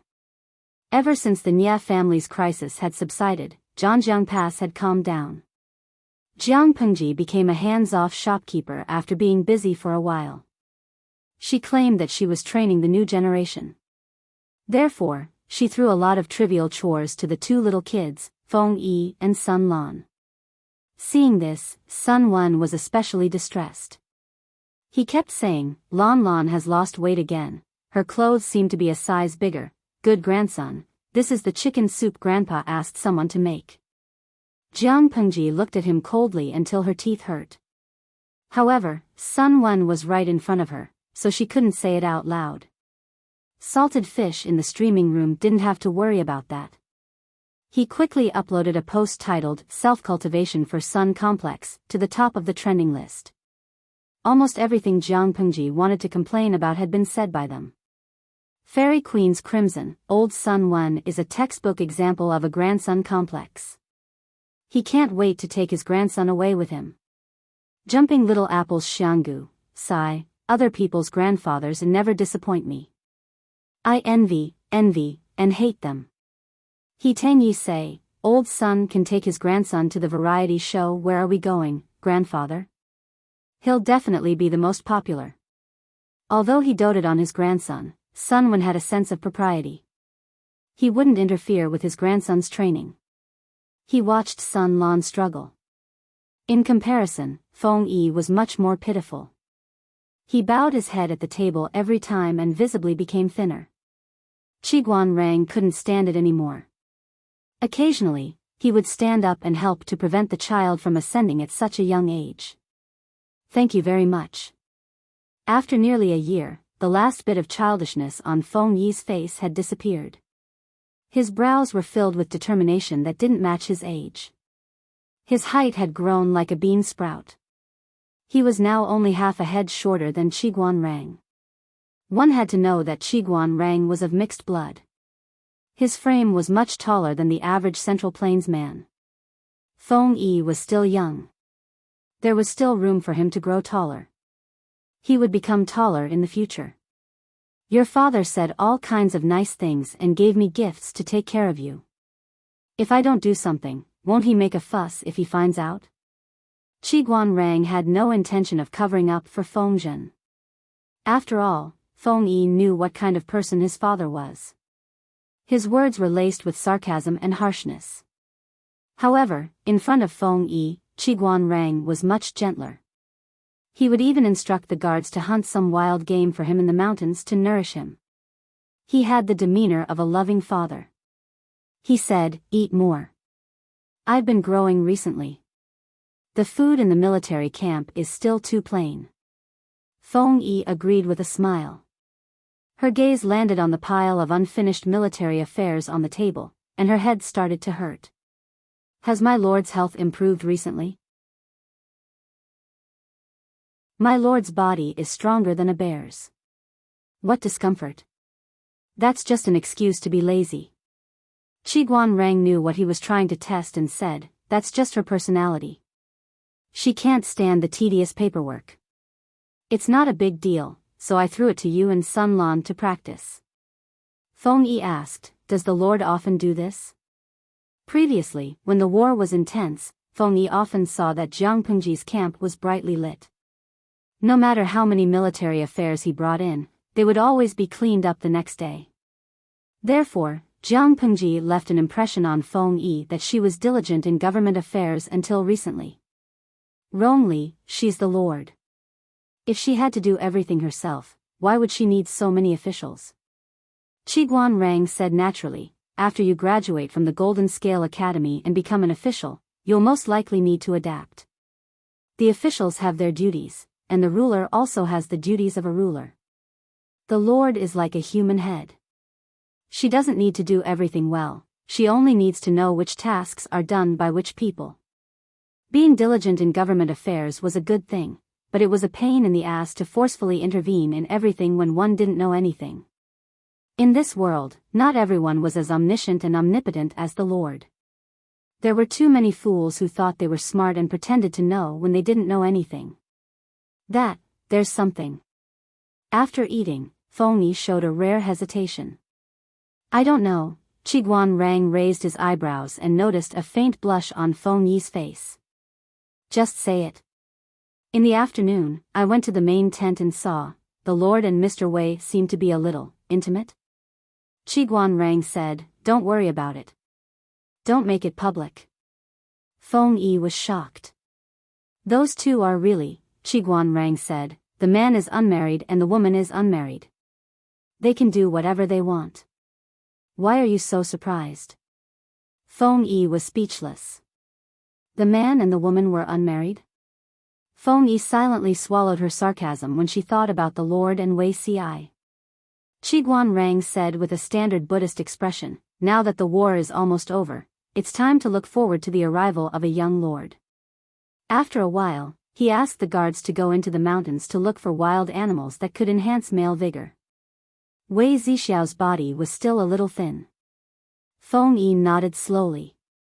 "Yes, the Lord still has no children. It's quite worrying." She pinched her fingers and counted. In a few months, the Lord would be 24 years old. It was indeed worrying to not have children at this age. At this moment, what was Jiang Pengji, who was supposed to stay in the main tent, doing? She was having a picnic outside and taking an afternoon nap on Wei Ci's lap. The group of salted fish were so envious that they were crying. "My lord is in a good mood. Did you encounter a happy occasion?" Jiang Pengji stared at his lips for a long time. Wei Ci felt uncomfortable and could not help but think of his impetuousness just now. "How can you tell that I'm in a good mood? There's delicious food in front of me, but I can only taste a few mouthfuls. I'm so sad." Jiang Pengji's flirtatious words were inversely proportional to her moral integrity. Even though Wei Ci had been through hundreds of battles, he could not withstand it. Wei Ci's ears turned red as he listened to her teasing words that had a hidden meaning behind it. "Don't be like that next time. Today. Wrongly seems, it was fine if Qiguan Rang and the others found out." Wei Ci's skin was thick enough to withstand it, but he was caught red-handed by a junior like Feng Yi. He was ashamed. He knew how vigilant his lord was. She must have sensed Feng Yi's approach, but she did not warn him. Jiang Pengji said, "When I was his age, I've watched a lot of movies. How can children nowadays be so pure?" Wei Ci was speechless. Although he did not understand, he vaguely felt that something was wrong. "What's a lot of bases?" Jiang Pengji said, "A moving fire avoidance map. 1G is probably a few sets, right?" Wei Ci was speechless. Jiang Pengji still thought that he was not embarrassed enough. She said, "If there's a chance in the future, I'll bring you to have a look. However, the figures of those people are not even 1% as good as Zixiao's. I don't even know why they like to look. I find it extremely boring. It's just that their postures are a little interesting." Jiang Pengji spent her youth in a training camp for genetic warriors. Some of her comrades who were not too serious bullied her because she was young. They teased her and said that it was interesting. Jiang Pengji actually looked at them all seriously. However, her insight was too terrifying. Those people were like skeletons in her eyes. She could not see what was good about them. Jiang Pengji said again, "Shall we try it when we return?" Wei Ci was speechless. He immediately supported his forehead with one hand, revealing a pair of red ears. "My lord, if you continue to be like this, I'll really be angry." He was fierce like a baby. Jiang Pengji smiled and said, Okay. I'll change. Don't be angry.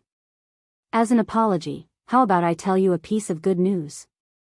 The flame that Wei Ci had just ignited was extinguished with a puff. "What news?" Jiang Pengji said, "Yang Tao has surrendered." Wei Ci was pleasantly surprised. "When did you receive the news?" Jiang Pengji said, "Just now. I'll probably receive the battle report in another 10 to 20 days." She was a fresh, tender, and juicy European emperor. The person who had transmigrated was Yang Tao's son's wet nurse.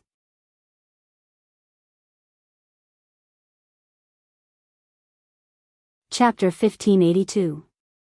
Ever since the first episode of A Thousand Years in a Dream, the lucky guy in the live streaming room had been through hundreds of battles. What had he not seen? Some of them were men dressed as women, some were women dressed as men, and some were dressed as non-human animals. There was no trace of where they landed or who they were. Some people were luckier and might be able to meet the streamer or the little angel under the streamer's account. They might even be able to bring back some local specialties or souvenirs. Some people were less lucky and would only transmigrate for 12 hours, returning without doing anything. It was precisely because of this unknown and variability that the idle fish especially liked to watch the European emperor's transmigration. They treated it like a wild variety show. There were even video websites that, in order to attract traffic, would edit a 12-hour-long video into a 1-hour variety show, adding various special effects, which actually attracted a lot of views. The lucky emperor would also receive a certain reward. It was a win-win situation. Some people who had nothing better to do would even launch a poll on the internet to guess whether the next European emperor would be a man or a woman, a human or an animal, a woman in a man's clothes, or a man in a woman's clothes, or a normal gender. In Jiang Pengji's opinion, it was really boring. Time flew by, and a brand new European king was about to appear. The salted fishes were especially excited every time this day came, and they used the speed of 20 years of being single to snatch a spot. Only by grabbing a seat in the live broadcast room would one be qualified to compete for the 1 in 5 million chance to become the real chosen one. Tudu Faccio, ha ha ha, I got a spot and punch in. What time does Dream of a Millennium start today? Upstairs is a devil, you animals, did you build a commercial building in the live broadcast room? Zizai Xiaoyao, sigh, I also want to buy a house in the streamer's studio, but the price is too high. I can't afford it. Zizai Gezi, I'm waiting for the lucky draw. I went to Jintai Temple in Zhuhai to burn incense and pray to Buddha. While the salted fish were chattering and making a ruckus, Jiang Pengji brazenly took advantage of Wei Ci. She avoided the camera in the streaming room in a petty manner and used herself to block their line of sight. The salted fish could only see Wei Ci being hugged and kissed by her, but they could not see the details. She was openly giving out dog food. At first, the salted fishes would rise up in revolt, but after a while, they became numb to it. Some of the naughty salted fish would even watch the live stream while eating white rice. Together with the dog food distributed by the streamer, it was a delightful sight. Congratulations to the audience, Free Legs, for winning a slot in the X phase of the Dream of a Thousand Years event. As soon as the results came out, the newly minted European king said to his teammates, I'm going to transmigrate, you guys take care of yourselves. He cruelly unplugged his desktop computer and rolled around on the bed with his phone in his hand. However, he soon lost his smile. Who am I? Where am I? What am I doing? He was holding a soft, milky bun in his arms, and the brain was grabbing the front of his shirt with its two little hands, and burying its little head in his chest. Every time the child tugged, the European emperor would tremble. He was frozen on the spot, not knowing what to do. 5 million salted fish happily peeked through the small window to see the European emperor. They were shocked, and the bullet screen was filled with exclamation marks, question marks, and ellipses. Zizai Xiaoyao, : Guoguang apple, oh my god. Spectacle circle, pft, sexy European king, feeding milk online? This bullet screen expressed everyone's thoughts. Very soon, the salted fish, whose hand speed was off the charts, became a trending topic. Cat Demon King, cough cough, European Emperor, be careful. Don't throw the child out of fear. This child might be the child of this body. In fact, when the European Emperor first came over, he was so scared that he wanted to throw the child out. However, this body had been holding the child for too long. His hands were numb, and his knees were stiff, so he could not put his action into practice. Yin's error and Yang's mistake saved his life. The European Emperor, Ing. The chubby child spat out the thing in his mouth after a while, and groped for the other side. He did not know that the wet nurse who was hugging him had changed her core. Naturally, she did not understand his actions. He was anxious because he could not get any milk. The European emperor panicked even more. Fortunately, the system kindly reminded him, so he knew to continue feeding the little ancestor in his arms to the other side.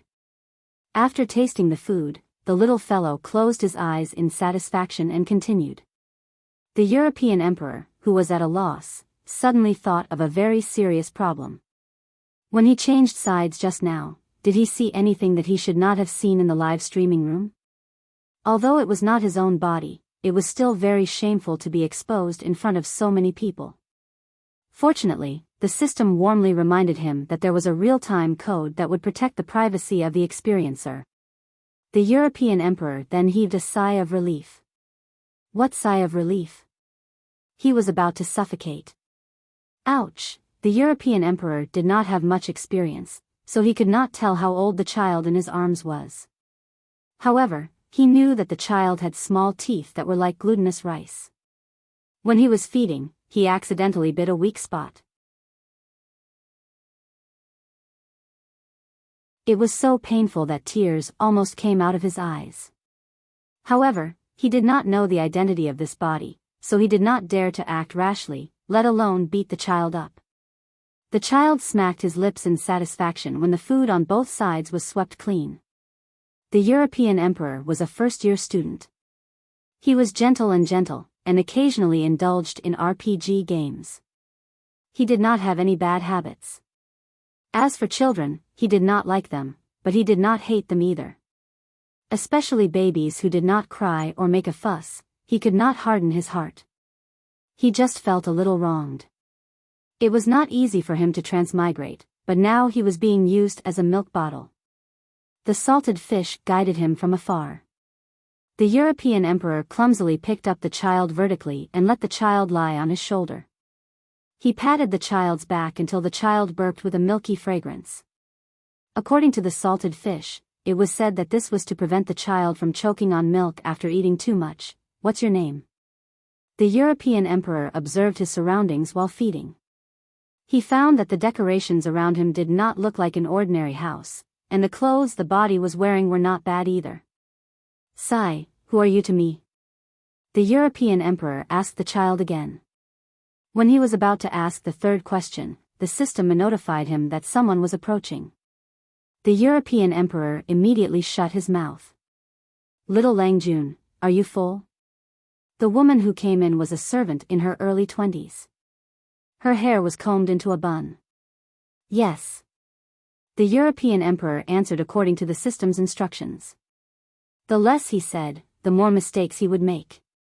The servant took the European emperor and the child to another room. On the way, they passed by a courtyard, and the European emperor's sharp ears heard a familiar voice. Yang Si? Yen Lin? Yang Tao? How did the three of them get together? For a moment, all kinds of conspiracy theories surfaced in his mind. Could it be that the thick-browed, big-eyed boy, Yang Si, betrayed the revolution, betrayed the host? He was so absorbed in his thoughts that the child in his arms felt uncomfortable. He suddenly burst into tears, which startled the people in the room. The European emperor held the child helplessly and blinked innocently at the servant who led the way.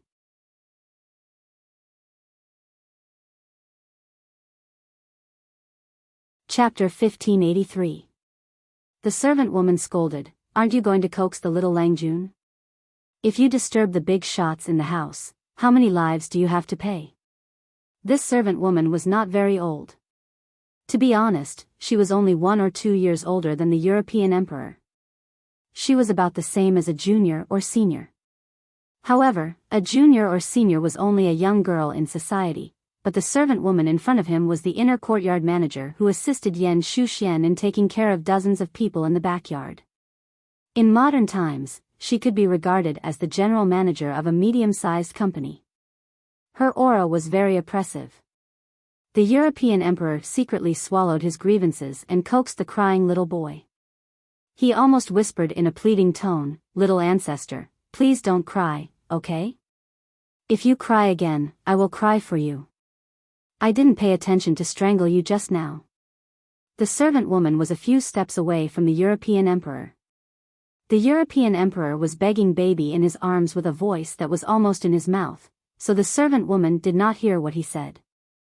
Seeing that the little Langjun had not stopped crying, the servant woman's face fell.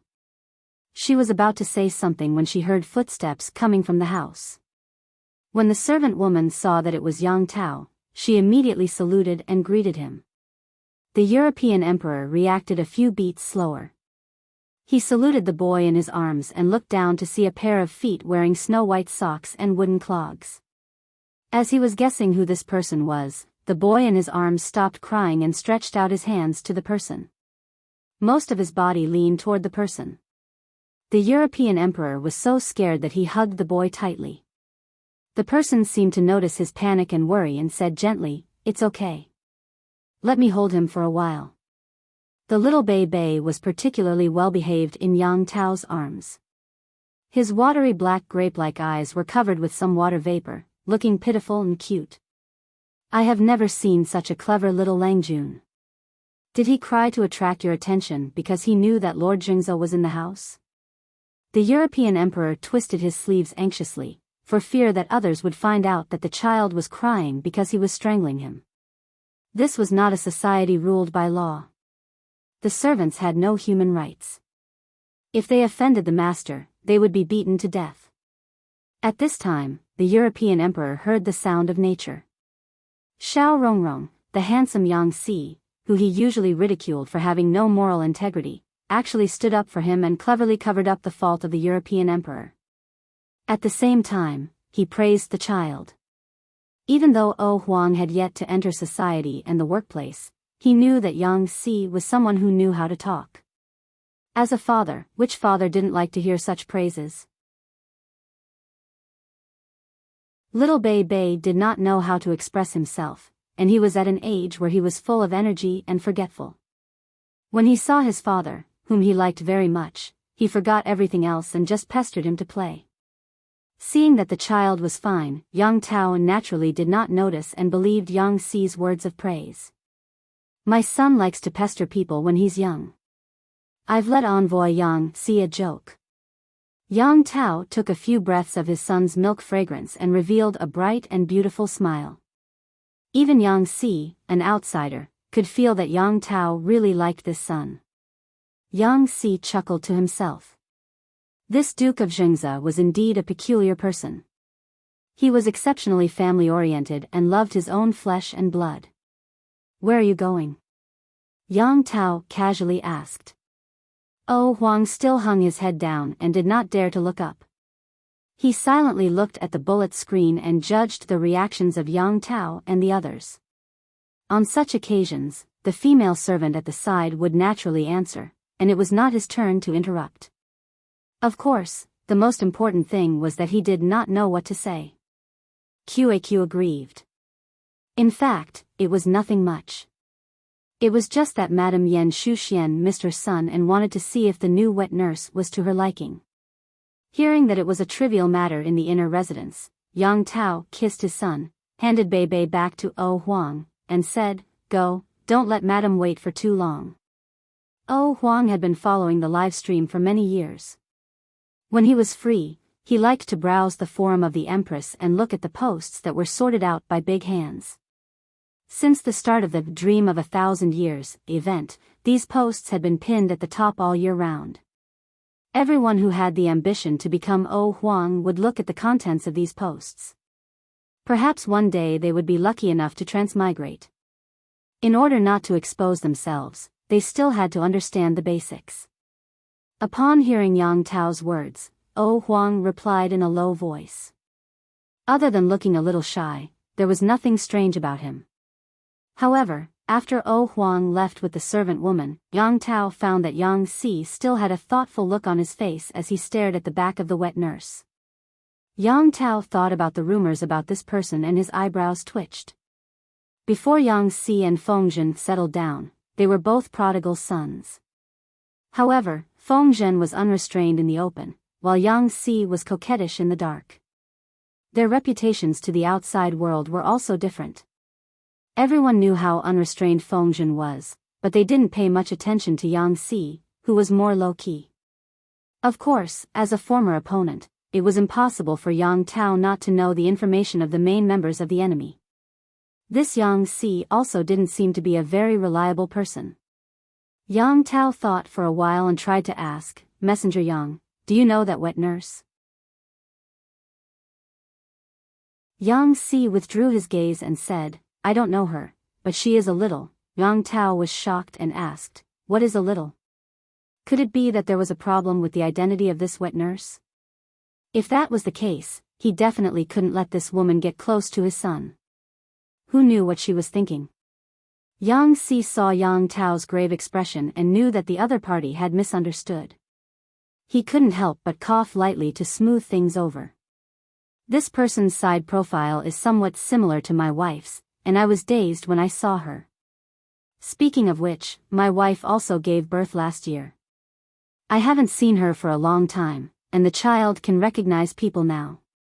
Yang Tao didn't know that Yang Si was actually married. However, Yang Si was already over 30 years old, so it was normal for him to have a wife and a daughter. When he looked at the unfamiliar wet nurse just now, he was also touched by the scene and thought of his wife and daughter at home. Yang Tao expressed that he could understand. Yang Tao was easy to fool, but Yang Tao's external brain, Yan Lin, was not so easy to fool. First of all, he had never heard that Yang Si had a family. The so-called wife and daughter were most likely not legally married, and it was still a question whether they existed. Second, Yang Si's eyes didn't show attachment to his wife and daughter at all. It was more like he had seen something interesting and his curiosity was aroused. His mouth was full of nonsense, and it was unknown how many of his words were true. When Yang Tao heard that Yang Si's daughter was the same age as his son, he joked, a son and a daughter? Maybe we can be in-laws in the future.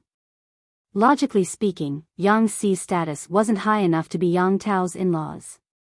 Even if Yang Tao was a fallen feudal lord and Yang Si was an important official in Jiang Pengji's camp, the current concept of bloodline meant that no matter how high Yang Si climbed, his children would still be at a disadvantage. Yang Si didn't take Yang Tao's suggestion seriously, but he also felt that it was appropriate and had a good impression of Yang Tao. Yan Lin, who was standing at the side, quietly poured a bucket of cold water on him. People of the same surname don't marry. Yang Si couldn't bear to see Yan Lin gloating, so his mouth moved faster than his brain and said, it doesn't matter. My daughter will follow my wife's surname. As soon as he said that, Yang Si wanted to slap himself. You're tuning into the Romantic Tales YouTube channel. Don't forget to subscribe and join us on this journey to catch the most captivating stories.